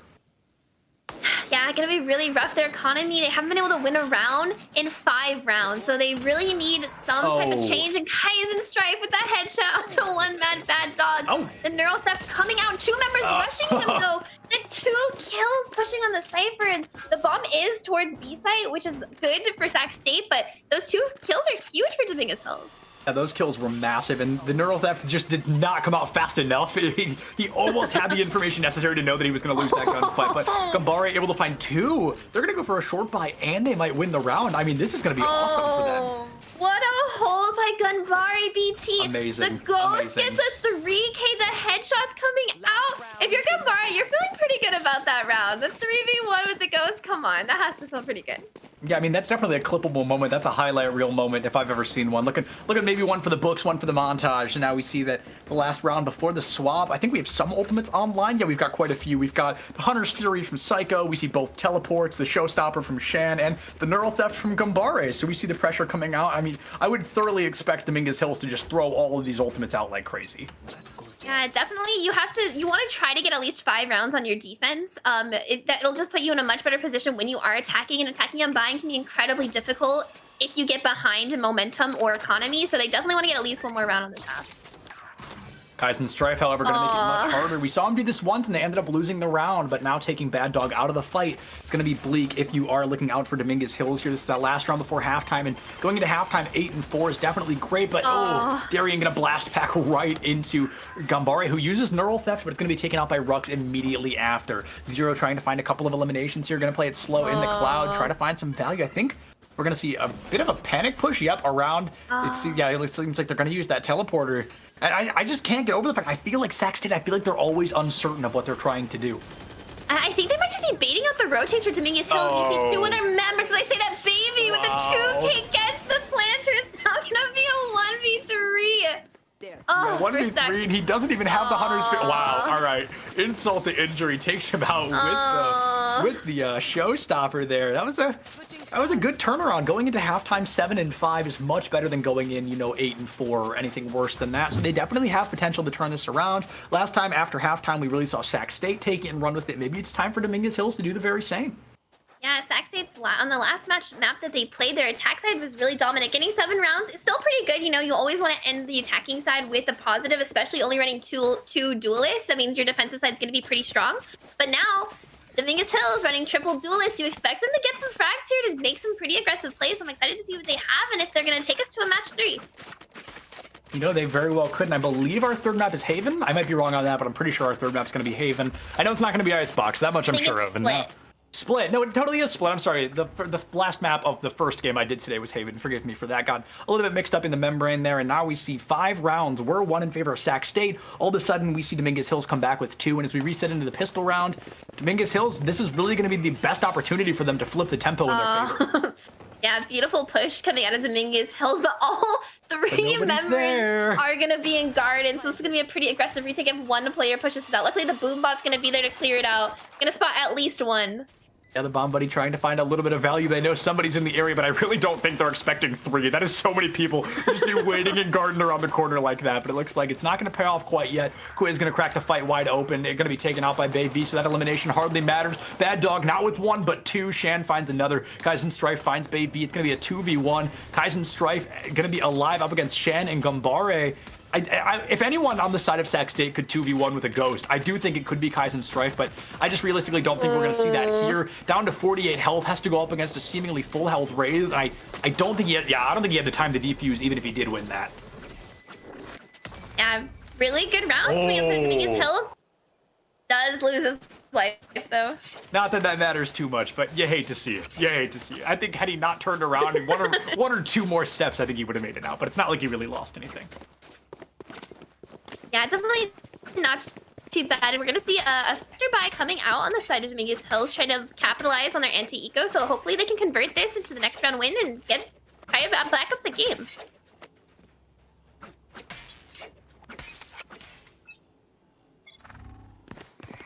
Looks like we're gonna have Lear immediately coming out on the side of Dominguez Hills. They're gonna swing. Bay V gets the first kill into Quiz. Kaizen Strife though does trade it back with one Mad Dog. Yeah, and I think the best thing that we're seeing so far coming out from Dominguez Hills is they are just pushing in and planting. We didn't see that from Sac State. We just saw them waiting patiently, usually burning 30, 40, maybe even seconds, and then all of a sudden they had to decide on something in the blink of an eye. But Dominguez Hills, that's the second round in a row, they just storm into point, and Sac State's just not there. Yeah, excellent point. And Rux is now left 1v4, a Spectre and a Dream. Killjoy Buddy won't quite be enough to save him as he maybe gets the first kill onto Bay V. He runs out of bullets, doesn't quite get the second one. Yeah, he missed quite a few shots there onto Bay V, so he didn't have anything to go into that second gunfight. He had to reload, and then, you know, the reload animation takes definitely long enough for an enemy to take advantage of that opportunity, find the elimination onto you, and now we're seeing the lead. I mean, it's going to be tied up again. The lead is gone. Yeah, Dominguez Hills coming back. It's going to be a full rifle round coming out of the side of Sac State, whereas Dominguez Hills is going to be on their bonus round, so they don't expect to win this. If I'm Dominguez Hills, I want to get bomb down, get guns out, and if you can get the round, more power to you, but that's all. They're not going to really lose a lot if they don't win this round, because they will have enough money to buy it. It's going to be 7-7, of course. That classic timer is going to start ticking as soon as those gates open. It has the spike, and you know, the offensive Cypher maybe working out a little bit better for them than it did Sac State. Kaizen Strife just not finding their stride this time around. Oh. Darien, however, I mean, a Phantom and a team that didn't check their corners, and Darien gets to fulfill their biggest dream, finding 3 eliminations, just cracking this, not even cracking this fight open, pretty much bringing it to an end. So we see the momentum finally going to flip back in favor of Sac State, even if just for a moment. They're able to take that lead. They have that flawless round, and a lot of them almost died, but a win is still a win. Wow, that 3K with this Stinger, absolutely beautiful, and a really good punishment of a team who just jumped onto the side without checking their corner. Yeah, guys, I say this 100 times. It's basically like a slogan at this point. You gotta check your corners, folks. That is the proof in the pudding right there. They did not check their corners, and 3 of them got ripped to shreds because of it. It really do just be like that sometimes. Yeah, absolutely devastating. Luckily, in the favor of Dominguez Hills, you still have weapons. They have a full gun round. Money's gonna be pretty tight though if they don't win this round. So they're really hoping to get another round win on this attacking side. But Sac State finally showing up in this defensive half. So let's see if they can capitalize on their momentum. They definitely want to take us to that third and final map. They want to bring this down to the absolute wire, and that would be quite fascinating as one Mad Bad Dog is able to find Darien straight away. That is going to be nothing short of a disaster here if you are a Sac State fan, because they're already going to be down 1, and they're only up by 1 round, so it looks like this could be tied up again in just a moment. Yeah, it's going to be a 5v4 in favor of Dominguez Hills. They're pushing in, or rather, as the Quiz gets another headshot onto Shan, it's going to be a 4v4. 4v4, so they're able to turn things around for just seemingly a moment. Shan is taken out of the fight, who is currently that top fragger on the side of Dominguez Hills, and now, I mean, we just have to wait in anticipation and with incredible patience to see what these teams are going to be bringing to the table. But it's, again, in a 4v4, it's going to come down to who gets that first blood. Dominguez Hills really great at executing and baiting out the rotate, but as I say that, Rux swings, gets the headshot onto 0, making this a 4v3, and they're running out of time, so they have to kind of try to get this defuse relatively quickly here. Yeah, they're going to have to go for a defuse commitment here. Gambare able to find one. It looks like Bad Dog able to find another Psycho, and Kaizen Strife able to find some kills, but I don't think they've got the time to defuse, even if they find the elimination. But it's going to be Gambare again, the attack Cypher you'd never see coming. I'm not sure he's going to make it out of the blockade. He does make it out of the blast zone. He's going to get to live another day there. And just, I mean, Gambare slowly climbing the ladder in second place in terms of eliminations here on his team. Yeah, Gambare last map had some pretty good plays, but wasn't really out fragging anyone else on his team. And now we see 13 kills on this Cypher, and especially in attack, he's really showing up, getting some pretty good trips down for the lurk. And I'm really impressed to see like what Dominguez Hills is bringing on this attacking side. Absolutely. Dominguez Hills on the offense, slowly but surely bringing the heat. They're starting to put the pressure on. I've said that so many times, but really it has just flipped so aggressively in their favor. They've got 4 ultimates online, 0, just 1 ultimate or 1 point away from having that Empress online as well. And Sacramento State, they've got a couple as well on their side, but you know, one of them being that that neural theft, which is not going to be as effective for them on the offense here. It's going to be something they definitely need to be worried. Yeah, excuse me, on the defense there. It's going to be something they don't need to be as worried about. Cypher trying to find his stride here, but Kaizen Strife just not performing in the way that we saw earlier.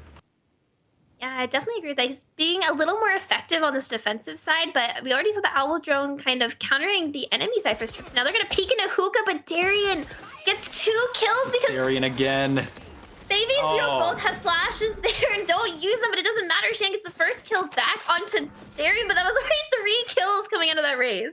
It's going to be Darian just all over the place. Just 3 kills coming out. I don't think that, they did not commit the showstopper there. We did hear it come from Shan, which is actually what took out Darian, unfortunately. He gets a great play there and then just can't follow up. Kaizen Strife is going to be taken out by Bad Dog, so a 3v2 in favor of Sac State, and they definitely want to take that lead once again. And if they keep playing like this, trading rounds, like we're going into overtime.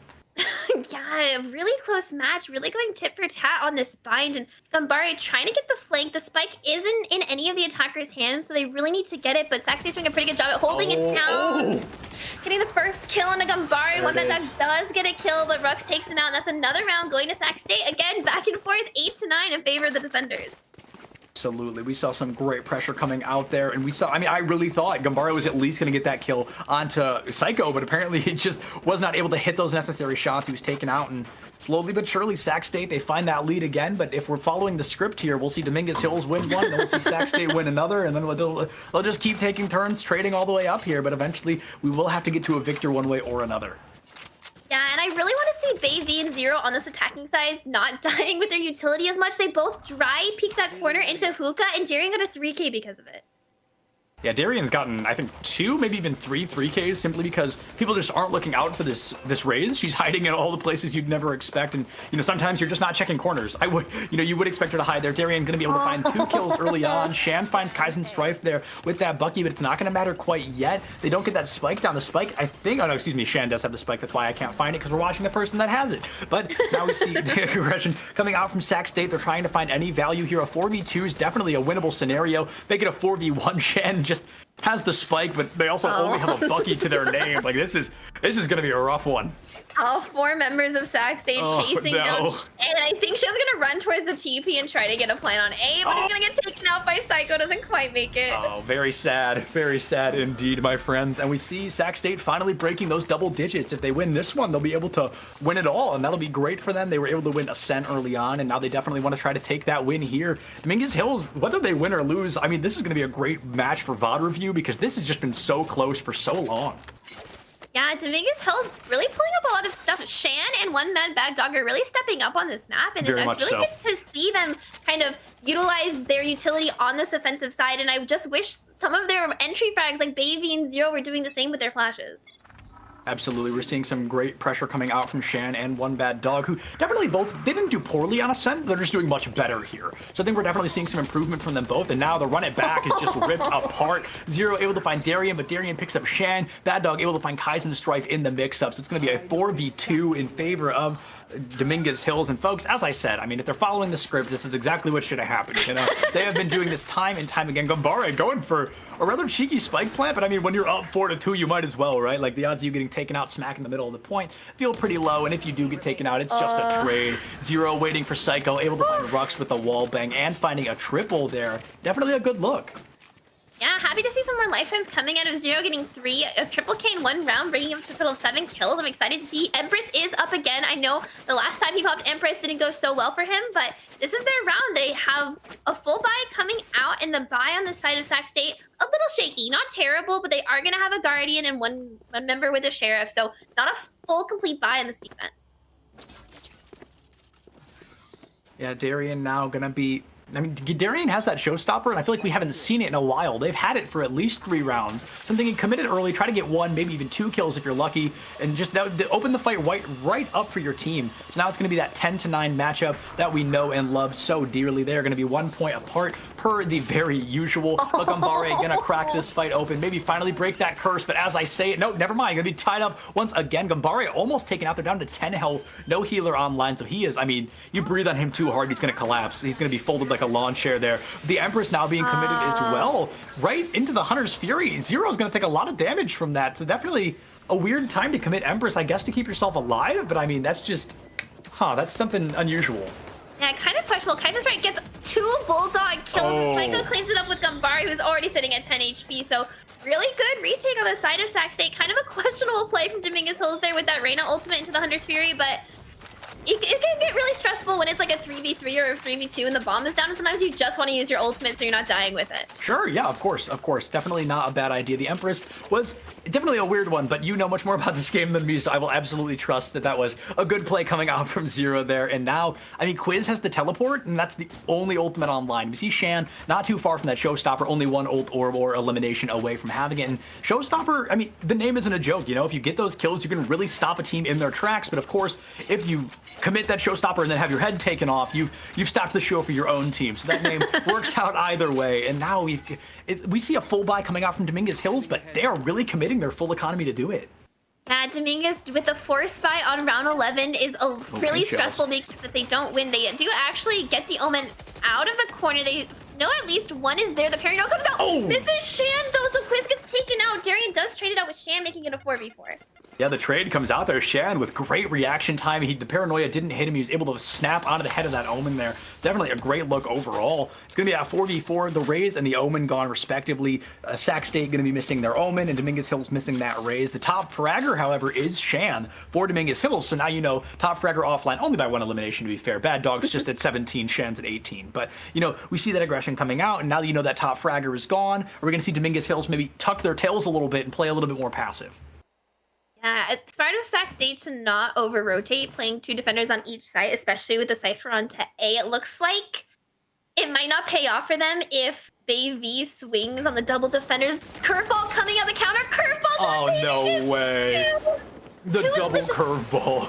33 HP, really bad timing on the side of Sac State, so now they're forced to play a 2v4 retake. Phoenix is healed back to 100 HP, no armor, but still barely healthy for this 4v2. That's like the 3rd or 4th time Sac State has done something like 1 second too late to be effective. Like, I feel so bad. They're always so close to having something work out in their favor, and they're like frames too late on committing it and they die. That was like, I think that's the 2nd time specifically we've seen Rux throw a curveball like just a little too late, and then it ends up costing him his life. But of course, you don't want to just be throwing those willy-nilly either. So now we see Sac State, you know, they're only going to be up by 1. It's again going to be 11-10. This is, unless we see Sac State win before, okay, wait, no, excuse me. So we can see Dominguez Hills score at least 1 more time, and then Sac State can win without an overtime. But if both of these teams get to 12, we have to go into overtime. Like, we're forced overtime. So that's definitely going to be something to watch out for. Yeah, it looks like they're going to be kind of a broken buy on the side of Sac State, so this might very well go to 11-11 unless they can pull out a cheeky economy win, which we have seen a couple times in this series so far, so I wouldn't put it past these teams, because every time I do, they prove me wrong. So full faith in Sac State to win on the econ, but they're not supposed to if Dominguez Hills executes this in a way that helps them out. Absolutely, and I think something really fun that we do when I cast Smash Bros is every time I make a prediction and it's wrong, everybody at home takes a drink of water, and that way we all get to stay hydrated. So maybe we can start playing that same game here. So if we make predictions and they turn out to be wrong, everybody at home take a drink of water, stay hydrated, and now we're gonna see the run it back being committed super early on from Baby. He's gonna try to get any kind of recon, gets killed right out of it. Kaizen finds 1, but not quite 2. Shen with the blast pack into the Showstopper. Quiz is gonna pick up the kill right after it though. Gonna be able to find Darian Bagan to tie things back up that 3-3 matchup. We see no more ultimates online other than Quiz's teleport, which obviously isn't going to be great, but Gambare able to take out Rux, so it's going to be even better here for Dominguez Hills, and if they win this one, we're going to be tied up again, 11-11.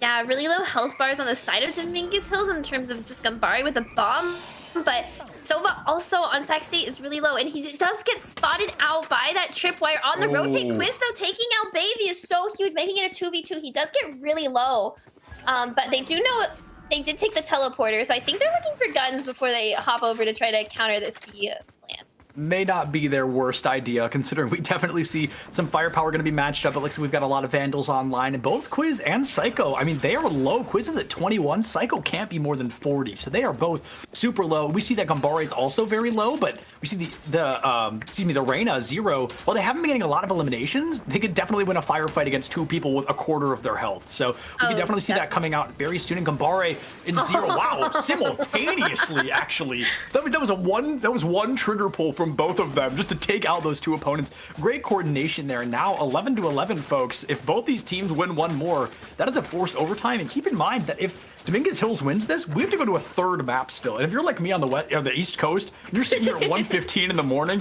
I cannot thank you guys enough for hanging out with us. I know it's getting late. I know some of y'all might have school tomorrow, but stick around because, I mean, games do not get closer than this, right? Like, this is intense. This is some good Valorant.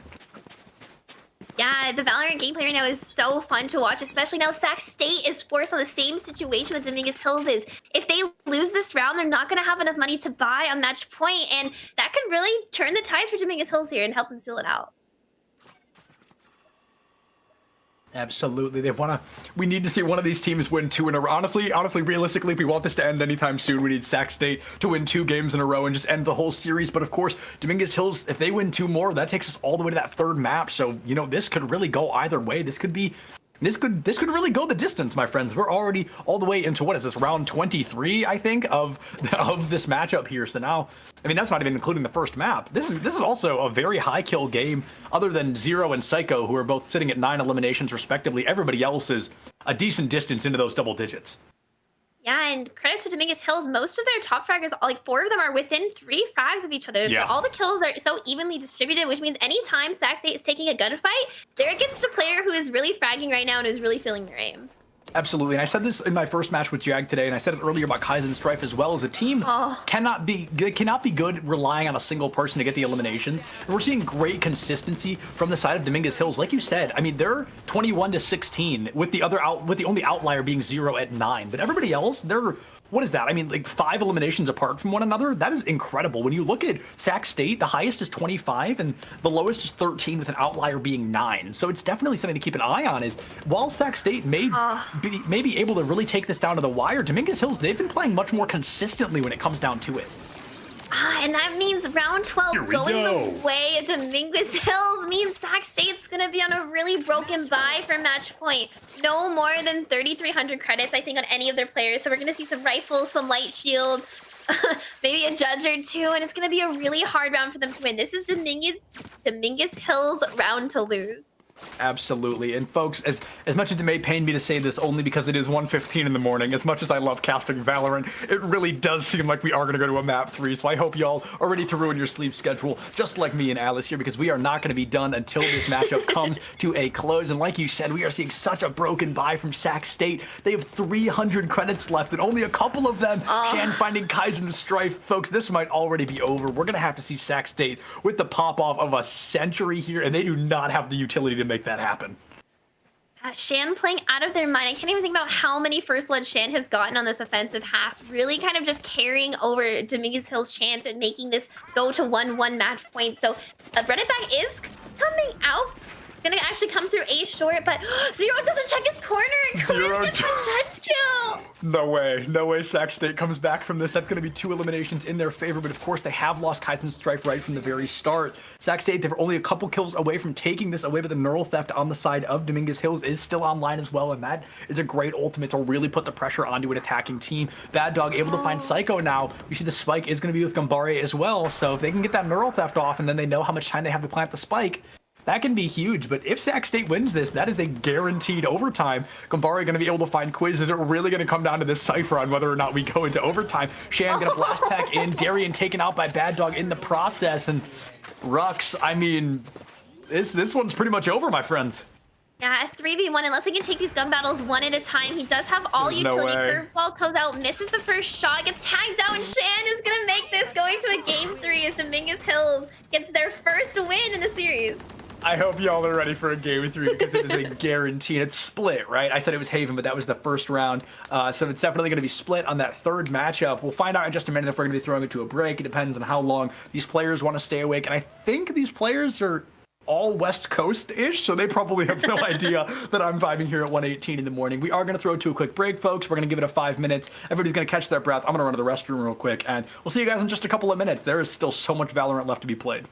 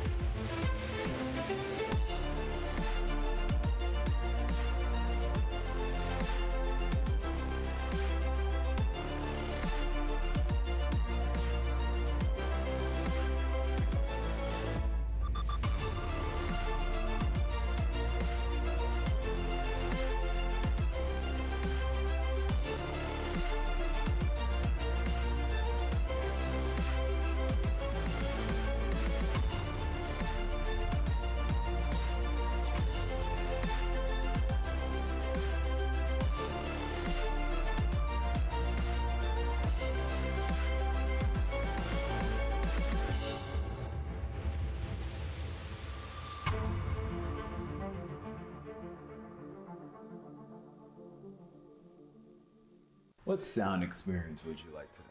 I'll have the fantasy pack. Good choice. And could you make it a Cloud 2 wireless? On his way, sir.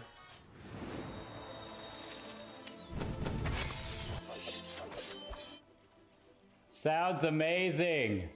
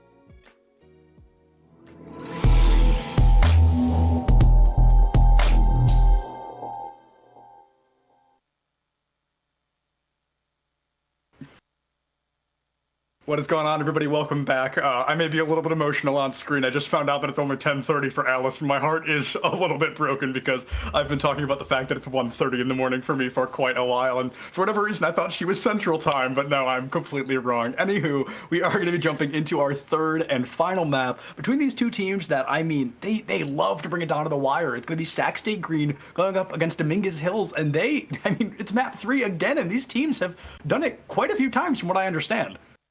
Yeah, all of these games so far that we've seen tonight have gone back and forth, and I am so excited to see a split map choice. I feel like it's been so long since I've gotten to see, let alone cast a split game, so I'm so excited to see these teams try to battle it out for match 3.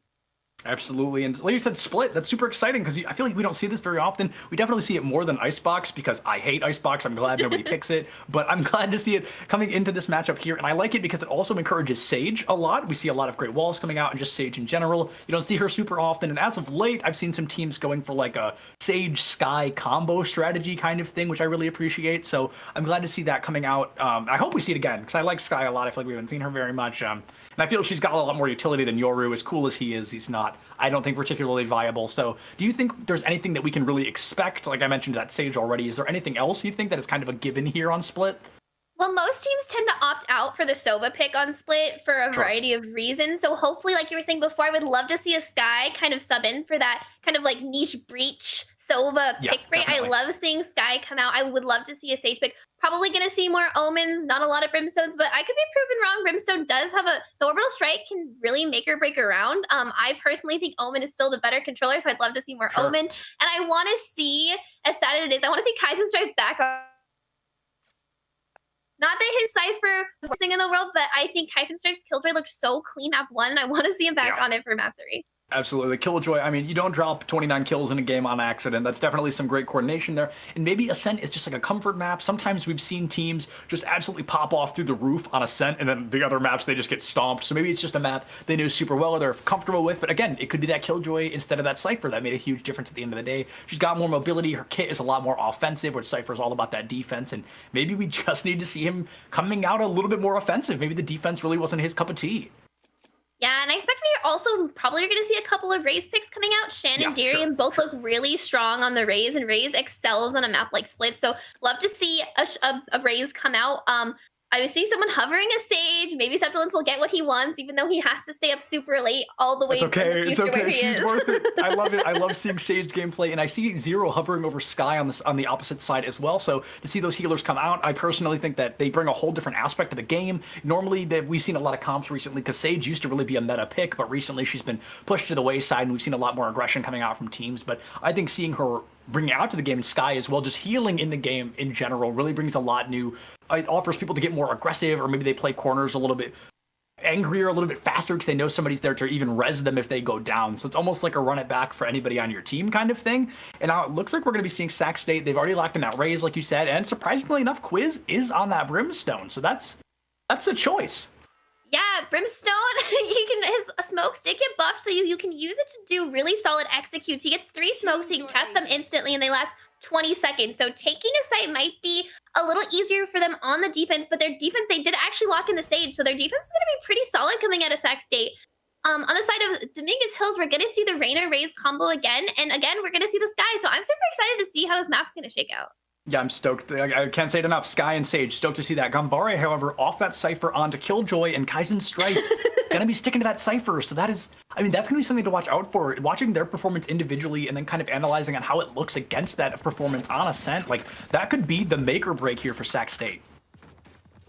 I'm looking forward to see if maybe you were right. Maybe Kaizen Strife just isn't super comfortable on Vine. Maybe he's gonna be showing up a little bit more on Split. But I really want to see a Sentinel almost drop 30. That just does something in my heart for all of those duelists who insta-lock duelists. I just want to see, I want to see it on a Sentinel, and I really want to see Kaizen Strife pop up. And not to discredit Gunbari, he's been playing exceptionally well. He's had several clutches, a lot of useful information he's gathering. So I think that we're all almost ready to go into this third map. 10 seconds to go. I'm excited to see how it shakes out. Yeah, and if I start yawning, nobody gets to bully me. This is a lot. I've been here for a long time. I'm getting quite tired, so y'all are going to have to bear with me on that. But hey, I love doing this. That's why I do what I do. I love being here, and I love getting to cast, and it's just my favorite thing. But anyway, enough about me. Let's get back into the game here. Sage, going to go for that early wall. We see Darian putting up a wall that I think is very expected. It blocks off that mid. Now you get free access to vent here and ropes in general. Quid's going to be able to find Shan. The A point seems to be the hot place to be. Kaizen Strife able to pick up Bad Dog, and while the spike does get planted, you're already down 5-3. That's a rough start, to say the least. Really good holds coming out of the side of Sac State. The bomb is already down, so it's going to be a 5v3 retake. Quiz gets another kill in the whip from Baby on the Reyna. Makes this a 5v1-0. The last member left alive does get taken out. That's a 3K coming out of the Brimstone.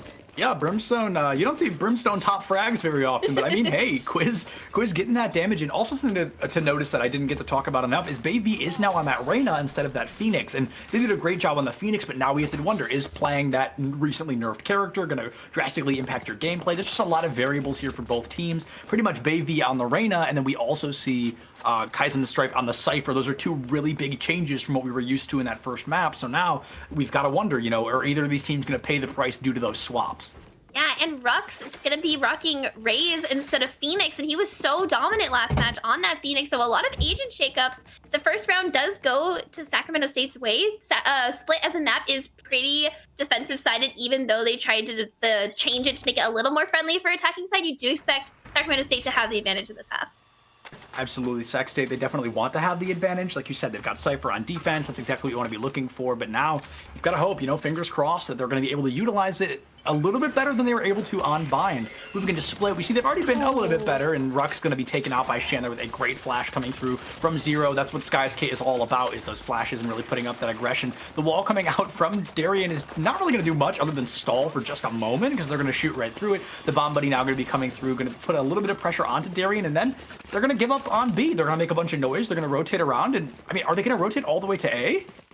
It looks like it. And interesting to note, Dominguez Hills, even though they lost the first round, they did gamble, and Shan bought a Stinger. So Shan is at 300 credits left, bought a Stinger, and it totally pays off. Gets 2 of those opening kills, and now they're going to make their way onto this A site. Yeah, Shan making a lot of noise, and last that they knew is Shan was pushing in with 3 or 4 people, and now it's on their lonesome as the rotation all the way around to A does come through, but Zero makes noise right away, so you've given up your locale. They're going to know exactly where you are, but I mean, at the very least, you get a free spike plant here. Kaizen Strife already able to find Bad Dog. And a little bit of wallbang damage takes a little bit from somebody on the high ground. I wasn't quite able to see who that was, but my best guess is it's probably going to be Quiz, because he was in that high ground last time we saw him. It's going to be a 3v3, 2 down on both sides, and Shan sneaking right up on this Cypher. Kaizen Strife has no idea, but he's taken out by Gumbari before he can even get the chance, and there goes Quiz. Shan picking up a 3 there in the midst of things, and this could be a round win here for Dominguez Hills. They started off rough. You said that you mentioned they commit to those buys early on, and it looks like it may pay off for them. But Darien, however, the Sage on a rampage, really putting in the work here, able to find Shan, able to find Zero, and Gumbari gonna have to do what feels like the impossible.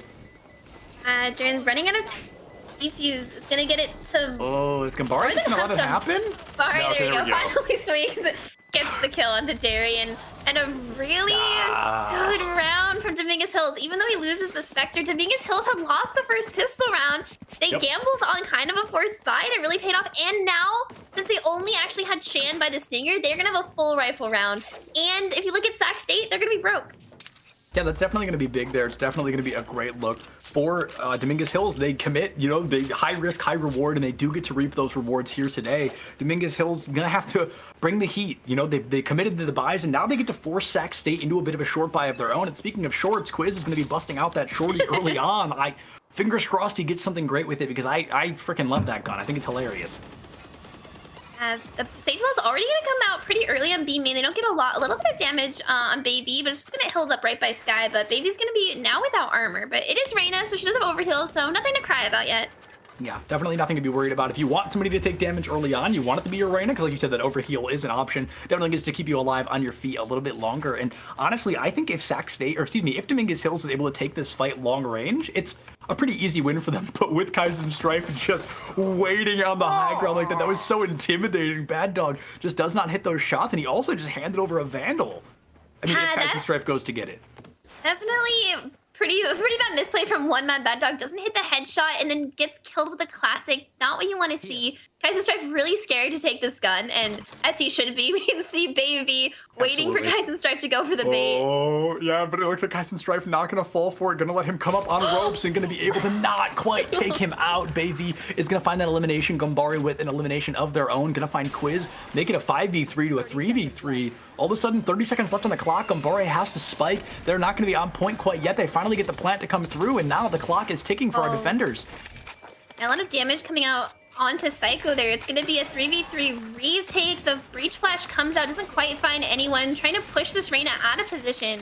It'd be really hard as they're at a significant gun disadvantage. Absolutely, but Rux able to find Baby super early on, makes it a 2v3, and the spike's still ticking. Like I said, they are running out of time to get to it, because as soon as it kicks into that second speed, that slightly faster beeping, which I believe is starting as we speak, it's hardly going to matter. Is it going to be Rux versus 2, able to find 1, but even if you find the 4th, I don't know if you've got the time to defuse the spike. We're going to see the Killjoy guarding it with her life, and yeah, this spike is going off no matter what happens here. Does not matter. Gumbare able to find Rux once again. I mean, we cannot praise this player enough right now. Going to be on that controller, going to be on that Killjoy. Top fragger on their team as well. So as good as Dominguez Hills is looking as a whole, Gumbare in particular, looking great tonight. Yeah, Gumbare with the clutches. That's 2 clutches in a row to secure a round advantage on the side of Dominguez Hills on this attacking side. And as you said, Killjoy, her post plant on attacking side is just so strong. Like, Cypher has a lot of useful benefits, but Killjoy's post plant is one of the best sentinels in the game, right? That's who you want to have. You want to have it be Gumbare, who's clutching up there. She has the mollies for the bomb, and excellent play out of Gumbare.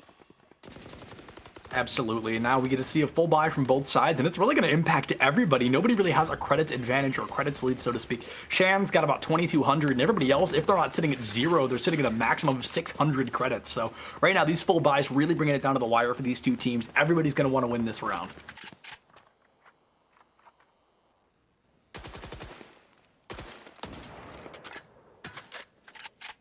We now just have to wait and see which one of these folks wants to go for that first blood, and that's going to be the Sky ultimate coming out. It's going to be those trackers trying to find some early flashes, and I mean, they're going to be pretty high value. They're going to be able to distract somebody, even if just for a moment. It's going to be very important to keep them busy and kind of keep them occupied there. Shan trying to find a wall bang onto that opposing Raze, who's hiding just around the corner. This Sky ultimate kind of went to waste there in this upcoming fight. Sac State, they're going to have a minimum of 4 ultimates online in this next round, excuse me. So, you know, if they're able to win this one and then have 4 ultimates moving into the next one, that's going to be huge for them.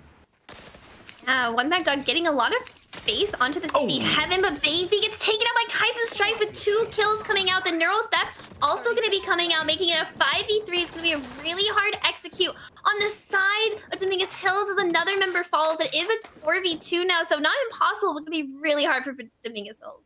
Yeah, Bad Dog and Gumbare, if you expect anybody to do it, it's going to be these two. Bad Dog with great reaction time, able to find Psycho, turns a 2v4 into a 3v2, but Rux with a great headshot just takes him out of the fight straight away, and it's going to come down to Gumbare. They do have the spike, they also have a dream, and they're trying to plant on B. That's where everybody is. Rux does check their corner, and we see Gumbare pay the price of their life. That's going to be another round win in favor of our defenders, excuse me, and now it's going to be tied up all over again.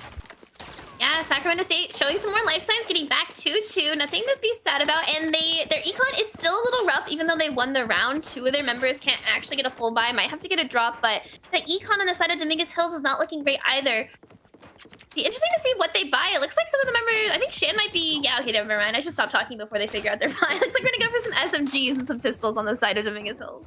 Yeah, gonna go for a low buy on the side of Dominguez Hills, which does not necessarily give the round to Sac State, because of course anything can happen. We've seen that quite a few times tonight, but of course they get the advantage in terms of that firefight and that fire rate, because we do see a Spectre and a Frenzy, so Bad Dog and Shan definitely can bring the heat, but overall they're not going to be firing nearly as fast as these Vandals and these Spectres are going to be. We hear the Showstopper coming out from Shan. They're able to find Quiz. That's going to be huge, and just, it is a bloodbath, my friend. Kaizen Strife able to pick up 2, but going to be taken out by Baby with that Ghost. A 2v2, I mean a 5v5 turns into a 2v2 in nearly 30 seconds. Yeah, the bomb about to go down on the side of Dominguez Hills, but Rux gets a headshot onto Baby. The Showstopper is coming out though on the side of Sacramento State, and they finally take out one man Bad Dog, and that's gonna be another round going to Sacramento.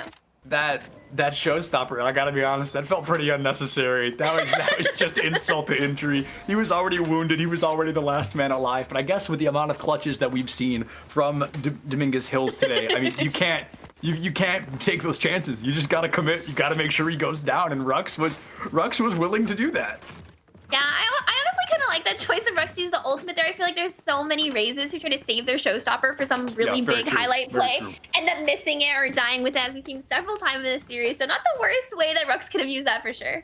Yeah, it was definitely nice of Rux to take him out into that alley, take him out behind the shed before putting him at rest there in the end of that round. But now that Showstopper will be gone. Sham honestly doesn't have one either. I think they committed it and killed, they killed the Quiz very early on in that same round. So both Showstoppers were used in that round there, and now they're both not going to be back for a while. Rux, of course, going to be able to tie it up by grabbing that old orb thanks to the bomb buddy, and now just going to slowly but surely be making its way down the alley. One bad dog definitely being incredibly patient there, not giving away his positioning.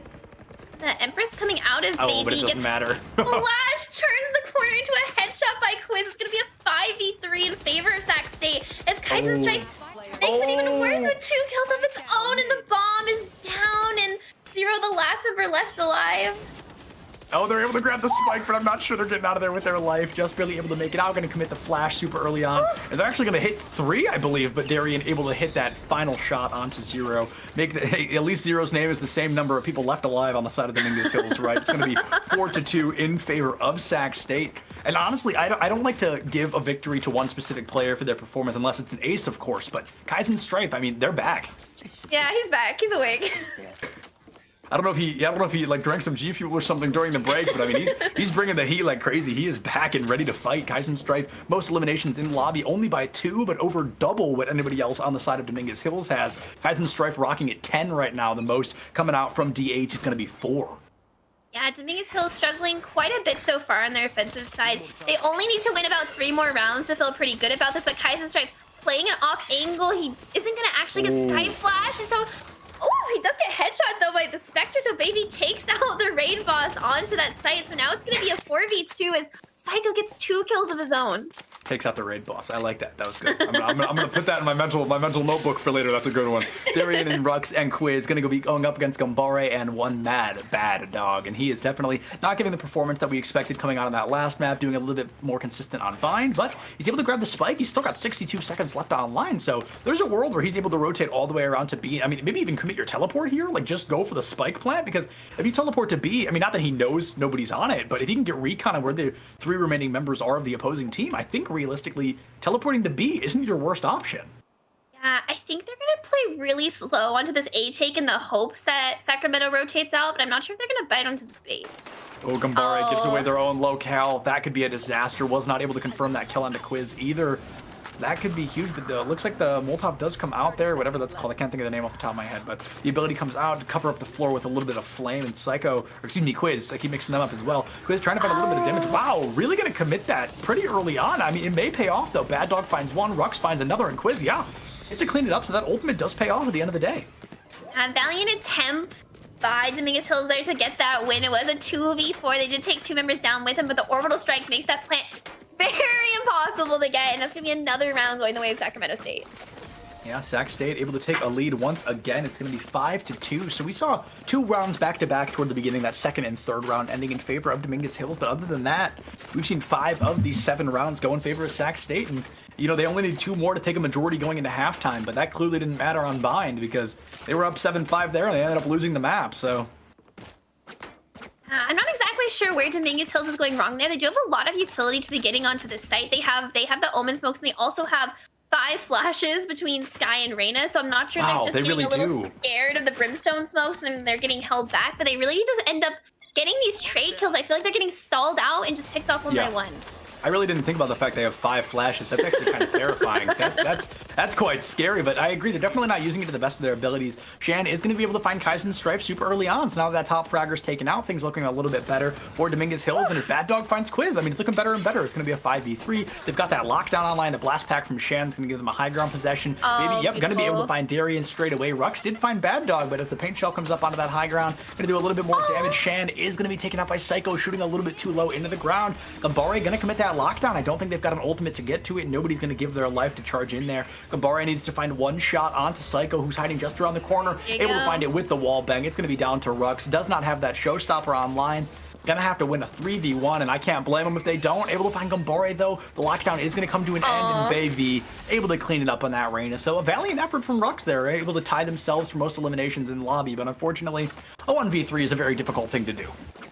Definitely really a good valiant attempt by Rux. Does take one out with him, but credit to Shan there for getting the opening first blood, really opening up the A side. They did have to use the Killjoy ultimate to secure that round, but definitely worth. If you can convert every Killjoy ultimate into a round win, that's going to be a huge plus for Dominguez on their attacking side.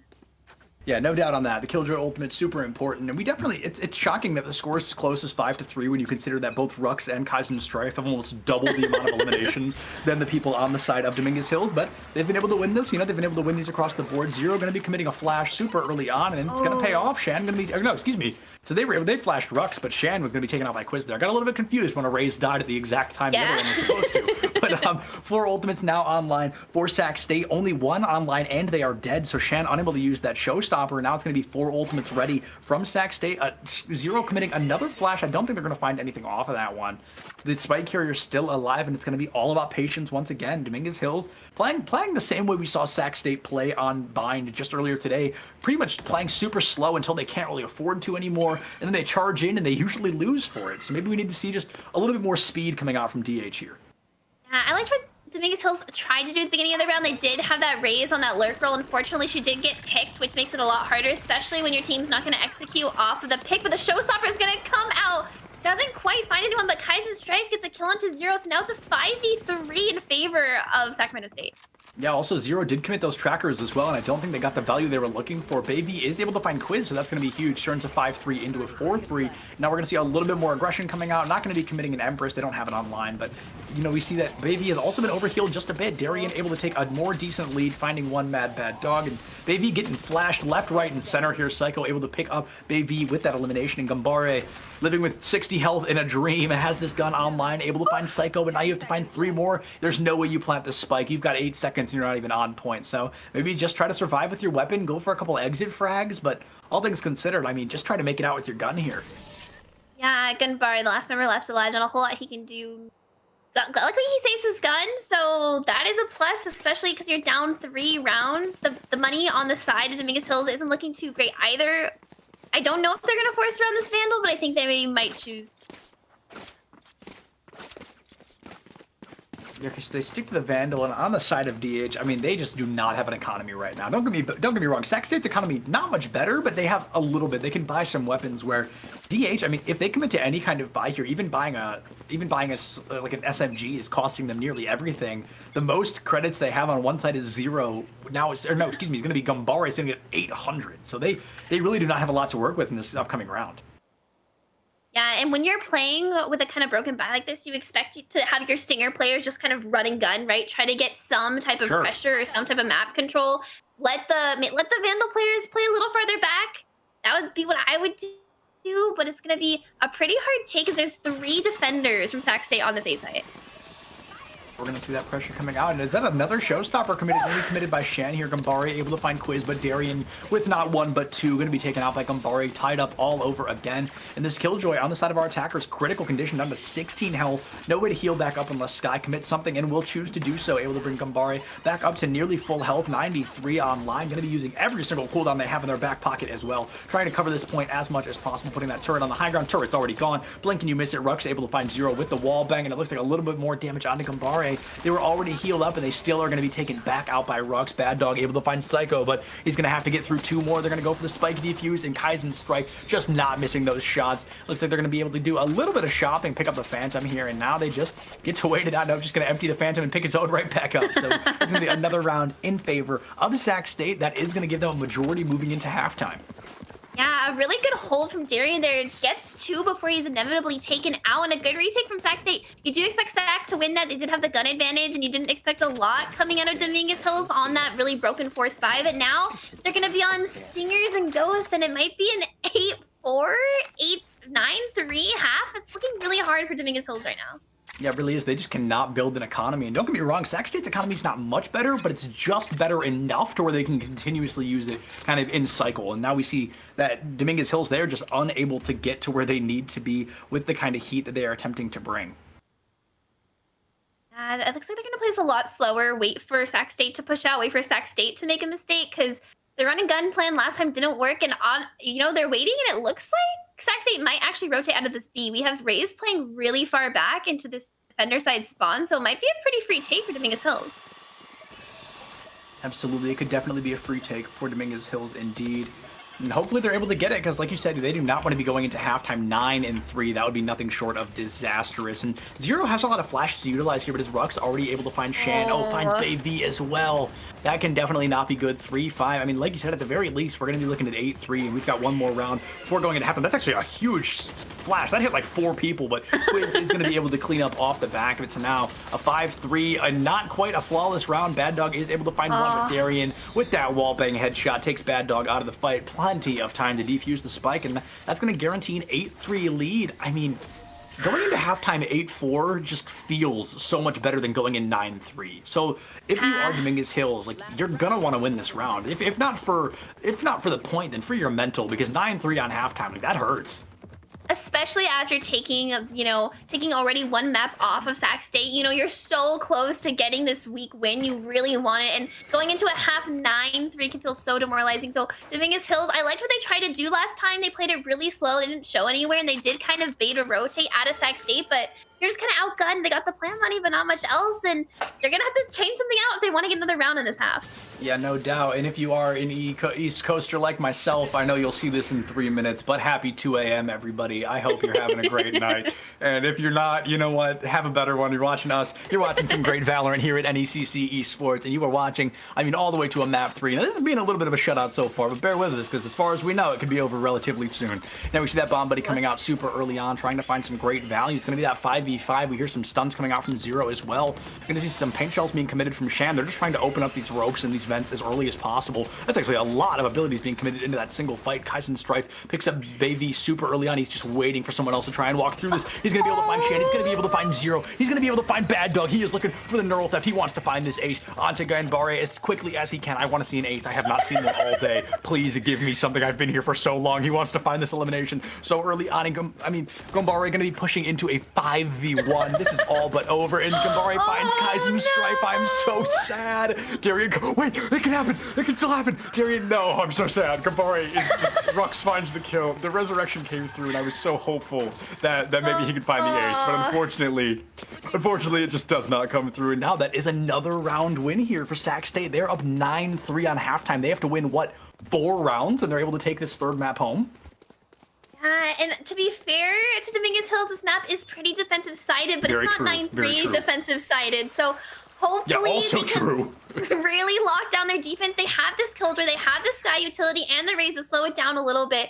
But, you know, if you're Sac State, you're feeling pretty good, especially if you're Kaizen Strife coming back from the last game where you didn't perform that well, going 18-8 on Cypher in the first half. That's pretty cracked. That's honestly pretty cracked. I mean, the only thing that could be better is probably that 8. Of course, you don't want to be losing at that. And just, I want to get my calculator really fast. I'm curious, out of how many eliminations has Kaizen gotten 18 of them? I'll be right back with that information.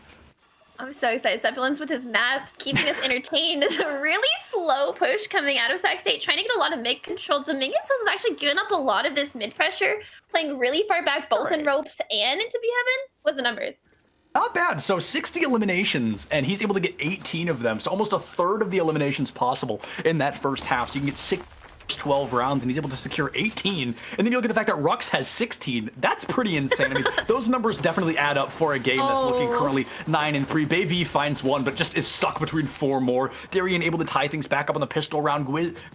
Quiz able to find 0 there as well. Able to find Shan. They're going to be just absolutely ripped apart by this Brimstone and his classic. Doesn't even need a custom weapon. He's just going to use that guaranteed pistol that we know and love so dearly. The spike plant coming through in favor, I mean, once again, of Sac State. If they win this, they're up 10-3. That is nasty.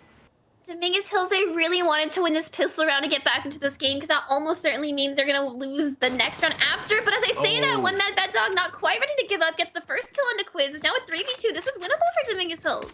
Absolutely winnable, and Ganbare is going to walk face first, not checking his corner. Stuck between Kaizen Strife and Darien. They're able to just find him with that pincer shot there. And Bad Dog, he's going to get stunned here on point. He's going to have to 1v3 like no other, and that just feels so seemingly impossible. Yeah, Psycho with that, able to take his head clean off his shoulders, and the spike might go off before the time. Okay, no, we're good. Timer's going to end, so they're not going to lose their kits or anything. But now, 10-3. If you're Dominguez Hills, this is your now or never moment, because if you let this get 1-2 points higher, like, you're out of time. Yeah, Dominguez Hills, I pretty good call from them. I'd have to argue with. It looks like they are going to go for some type of force here. They are going to be running into 4 Spectres on the attacking side, so not exactly what they want. But if you play an off angle with the Bucky or the Judge, you can turn it around, get some momentum back, and they really need to just slow down Sac State, who's won the last 5 rounds in a row. Absolutely, Sac State has been bringing the heat, and they are really trying to win this right here, right now. Rux goes for the blast, misses one, biffs another, and luckily enough, Quiz is there to keep him alive, because those were, to be polite, those were a bit of a misplay coming out of those blast packs. He did not go nearly as far as he wanted to, and Shan almost got to reap those rewards, but was not able to. Rux still going to be taken out. Bayv finds a Bucky kill as well. Darien picks up Kaizen Stripe. Yeah, Darien picks up 0 there. Kaizen Stripe was taken out, so a 3v3. Gumbare still alive, and Darien still alive as well. Only two eliminations between the two of them, and Bayv trying to find some value off of it, gonna just jump down, has no idea. Okay, does find Darien. I thought he had no idea he was there, but Bayv does find Darien there in the mix-up. Quiz finding Bad Dog. It's gonna be a 2v2 all over again, and Gumbare gonna be taken out by Psycho. Bayv taken out by Quiz as well, who picks up another 3K, by the way. I just want to compliment that. Quiz may have the 3rd most eliminations on the side of their team, but I mean, that's probably the 5th or 6th 3K we've seen from that. Like, it has been, actually, it would have to be the 4th, because they only have 12 kills, but you get the point. They've been getting a lot of eliminations. They've been doing a great job so far. Yeah, it's 2 a.m. Leave me alone. That's fine. I can't judge you. Quiz playing this Brimstone. We talked about most of these controller players tend to go with the Omen, but Brimstone really showing up, and the economy. Oh no, Dominguez Hills is gonna force again here, and they're also gonna be using SMG. So this is really their make or break round here. Yeah. Also, to be fair, I think they've won 3 rounds, and I think 2 of them were these weird kind of forced by rounds. So maybe they're able to keep that momentum going. We see a Judge on both sides, and that gun is, I mean, it's so aggressive. We actually see 2 on the side of Dominguez Hills. That's basically a one-shot from about 50 feet away. And I mean, that's at least what it feels like. And I hate the weapon personally, but I'm not playing, so who cares what I think, right? Darien now going to be pushing in with the rest of his team, putting that pressure on, really trying to find somebody. He knows somebody's in that smoke, but he just cannot commit to the fight quite yet. Gumbare with the Judge find Rux, but Darien able to find that vengeance kill onto Gumbare. Bayv with the Bulldog finds Darien, so it is a trade time and time again between these two teams. Bad Dog picks up Psycho, so the pressure comes out all over again, and now trying to find a teleport in. He's going to be pushing himself right between 4 enemies. This is going to be a bit of a disaster. I'm sorry, I was looking at the wrong side of the screen. Between 2 enemies. Yeah, 4v2, a pretty hard retake. One man Bad Dog gets the first kill. I think it's a 3K coming out. What did I say? What did I say? Game. It's those forced buys. That's the 3rd time this game that they've won with a forced buy like that. And that could really flip tempo in their favor here. Yeah, credit to Dominguez Hills. I didn't believe in that kind of half-forced buy there, but you're really proving me wrong. Getting the round, it's 11-4. It's suddenly a lot less stressful if you're Dominguez Hills. You can afford just a little bit more room for error, as Sac State's looking pretty dominant on this attacking side regardless. Yeah, Sac State definitely looking dominant so far in terms of score, but when you look at the economy, they really have to, I mean, they go for a full buy, but now they're sitting at most at 700 credits. When you're looking at the side of Dominguez Hills, all of a sudden, they've all got around 2,000, except for Gumbare, who's sitting at 500, but that's his own fault, you know? So now we see the rest of them are going to be nearly around 2,000. Sac State, they all of a sudden struggle, so they lose this round. The next one's going to be even harder. Sac State giving up a lot of this mid priority, which is... Or sorry, I'm so bad. Dominguez Hills is giving up a lot of this mid. They were really just giving it up, and Sac State maybe choosing to abuse it, finally pushing it mid. There's no player of the defense in ropes, and there's only 1 player in heaven. So if Sac State chooses to push here, but as they say, that one man Bad Dog takes out Quiz, and now it's a 4v5. Yeah, and honestly, I've been giving quite a few shout-outs to players in this map in particular. One Mad Bad Dog, just so consistent all the way around, even when they lost on Ascent. Like, he was getting so many kills every round, or she, they, I'm sorry, I don't know your pronouns, but they have been doing a great job all day so far. Okay, it is he, it was just confirmed. He has just been doing phenomenal. He's never, I don't think he's ever been in that top fragger position, but he's been 2 or 3. He's always been in those top 3 of 5 on the team, and honestly, just phenomenal gameplay all the way around, just consistently today. I cannot commend that enough.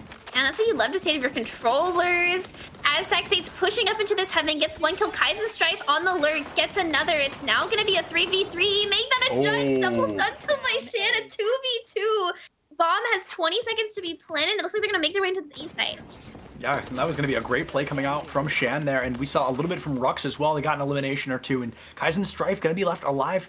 This is going to be a 1 round, I believe, for our attacking team. Sacramento, they plant that spike. They're able to get it in the final moment, but it's going to be a Killjoy with a Spectre up against, I mean, a little bit aggressive firepower, especially compared to that Spectre. You've got the turret online as well, sure, but every single time that spike ticks, I mean, you are 1 second closer to losing this round. Looks like they're gonna go back and grab the Vandal. Good call. Switched from the Phantom to the Vandal, but definitely a good call, because now they can match that fire rate. That's Ooh, huge. beautiful That is headshot huge. by Kaizen Stripe, and Rux is gonna be a little late, but it is planted for Rux. It's planted for Heaven. Rux should be able to get this. He is low HP and a nice. beautiful headshot by Rux. Nice, great coordination. Like you said, the spike was set up perfectly so somebody could be in Heaven to take them out. And now, all of a sudden, you know, we see a one-round comeback from Dominguez Hills, but all of a sudden, Sacramento, they're on game point. They're on series point. Yeah, this is the moment for Sate to fully clench up and make their 3 map wins. But if not, to be fair, Dominguez Hills, their buy isn't totally broken, right? They have a lot of firepower there. They just have to hold their sight. Split is a defensive side of the map. They just need to play crossfires and kind of slow down Sac State, because Sac State has to be really feeling themselves right now, and you just need to shut them down. Absolutely, you've just got to shut them down and win 9 rounds in a row. I mean, come on, guys, that's not that hard. Ruck's gonna go with the blast pack. Just win, forehead. Oh, that's actually huge. Though. Gets a lot of damage and no eliminations, but gets half damage on both of them. Unfortunately, it's not gonna be enough. If somebody was there to follow up with just like some wall bang or some kind of projectile, I think that could have been a huge play, even if they didn't get the kills. But unfortunately, there was no follow up yet. Darian walks right into Bad Dog's sights, and Bad Dog gonna take a little bit of damage himself, but just barely gonna be able to make it out of that Brimstone ultimate. We hear the neural theft coming out from Kaizen Strife as well. So if you're Bad Dog or Gambare, yeah, Bad Dog gonna be taken out. It's gonna come down to this Killjoy all over again. That lockdown not online. That, my friends, after a very long night, is going to secure a 2-round win for Sacramento State. They are going to be able to win. It's Sacramento State green team, I should specify. We know that we've got a couple of teams rolling around in here, but they secure that victory. And I mean, could not commend Dominguez Hills more. That last matchup, not nearly as close, but they won the second map, and the first one went down to the absolute wire. So a great job to both teams. Yeah, both teams played out of their minds, especially it's really hard if you're going to a 3-game series and the last game went 25 rounds, 13 plus 11. Yeah. I don't know how to do math. 24 rounds. 24. And then going into a map 3 and Dominguez Hills, they tried their best. They really showed up. They fell apart a little short on their attacking side on split, which is to be expected. And they couldn't just pick it back up. Absolutely. And folks, luckily enough, we are not going to be having that interview tonight because it is, 2 o'clock in the morning here for us on the East Coast. And those of you on the West Coast, whatever, I don't know. I don't care. I'm jealous, but it is what it is. It's going to be 2 a.m. for us here. So we are going to be throwing it to a relatively quick cutout. So thank you so much, everybody, for joining us. It was a very intense series. I'm glad you guys got a producer, as always. Thank you, Alice, here for joining me. And of course, thank you, everybody, for watching at home. We could not do what we do without you guys. Remember, drink some water, check your posture, and don't forget to love each other. We'll see you guys next week.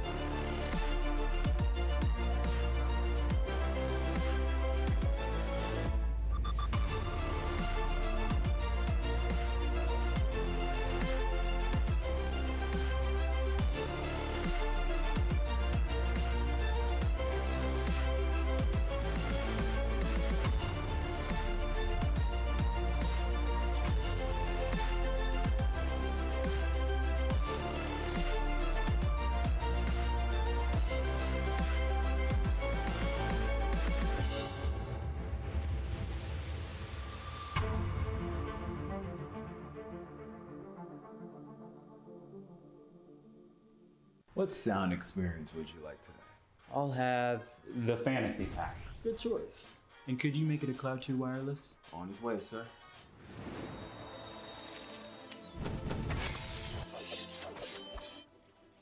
Sounds amazing. Wow.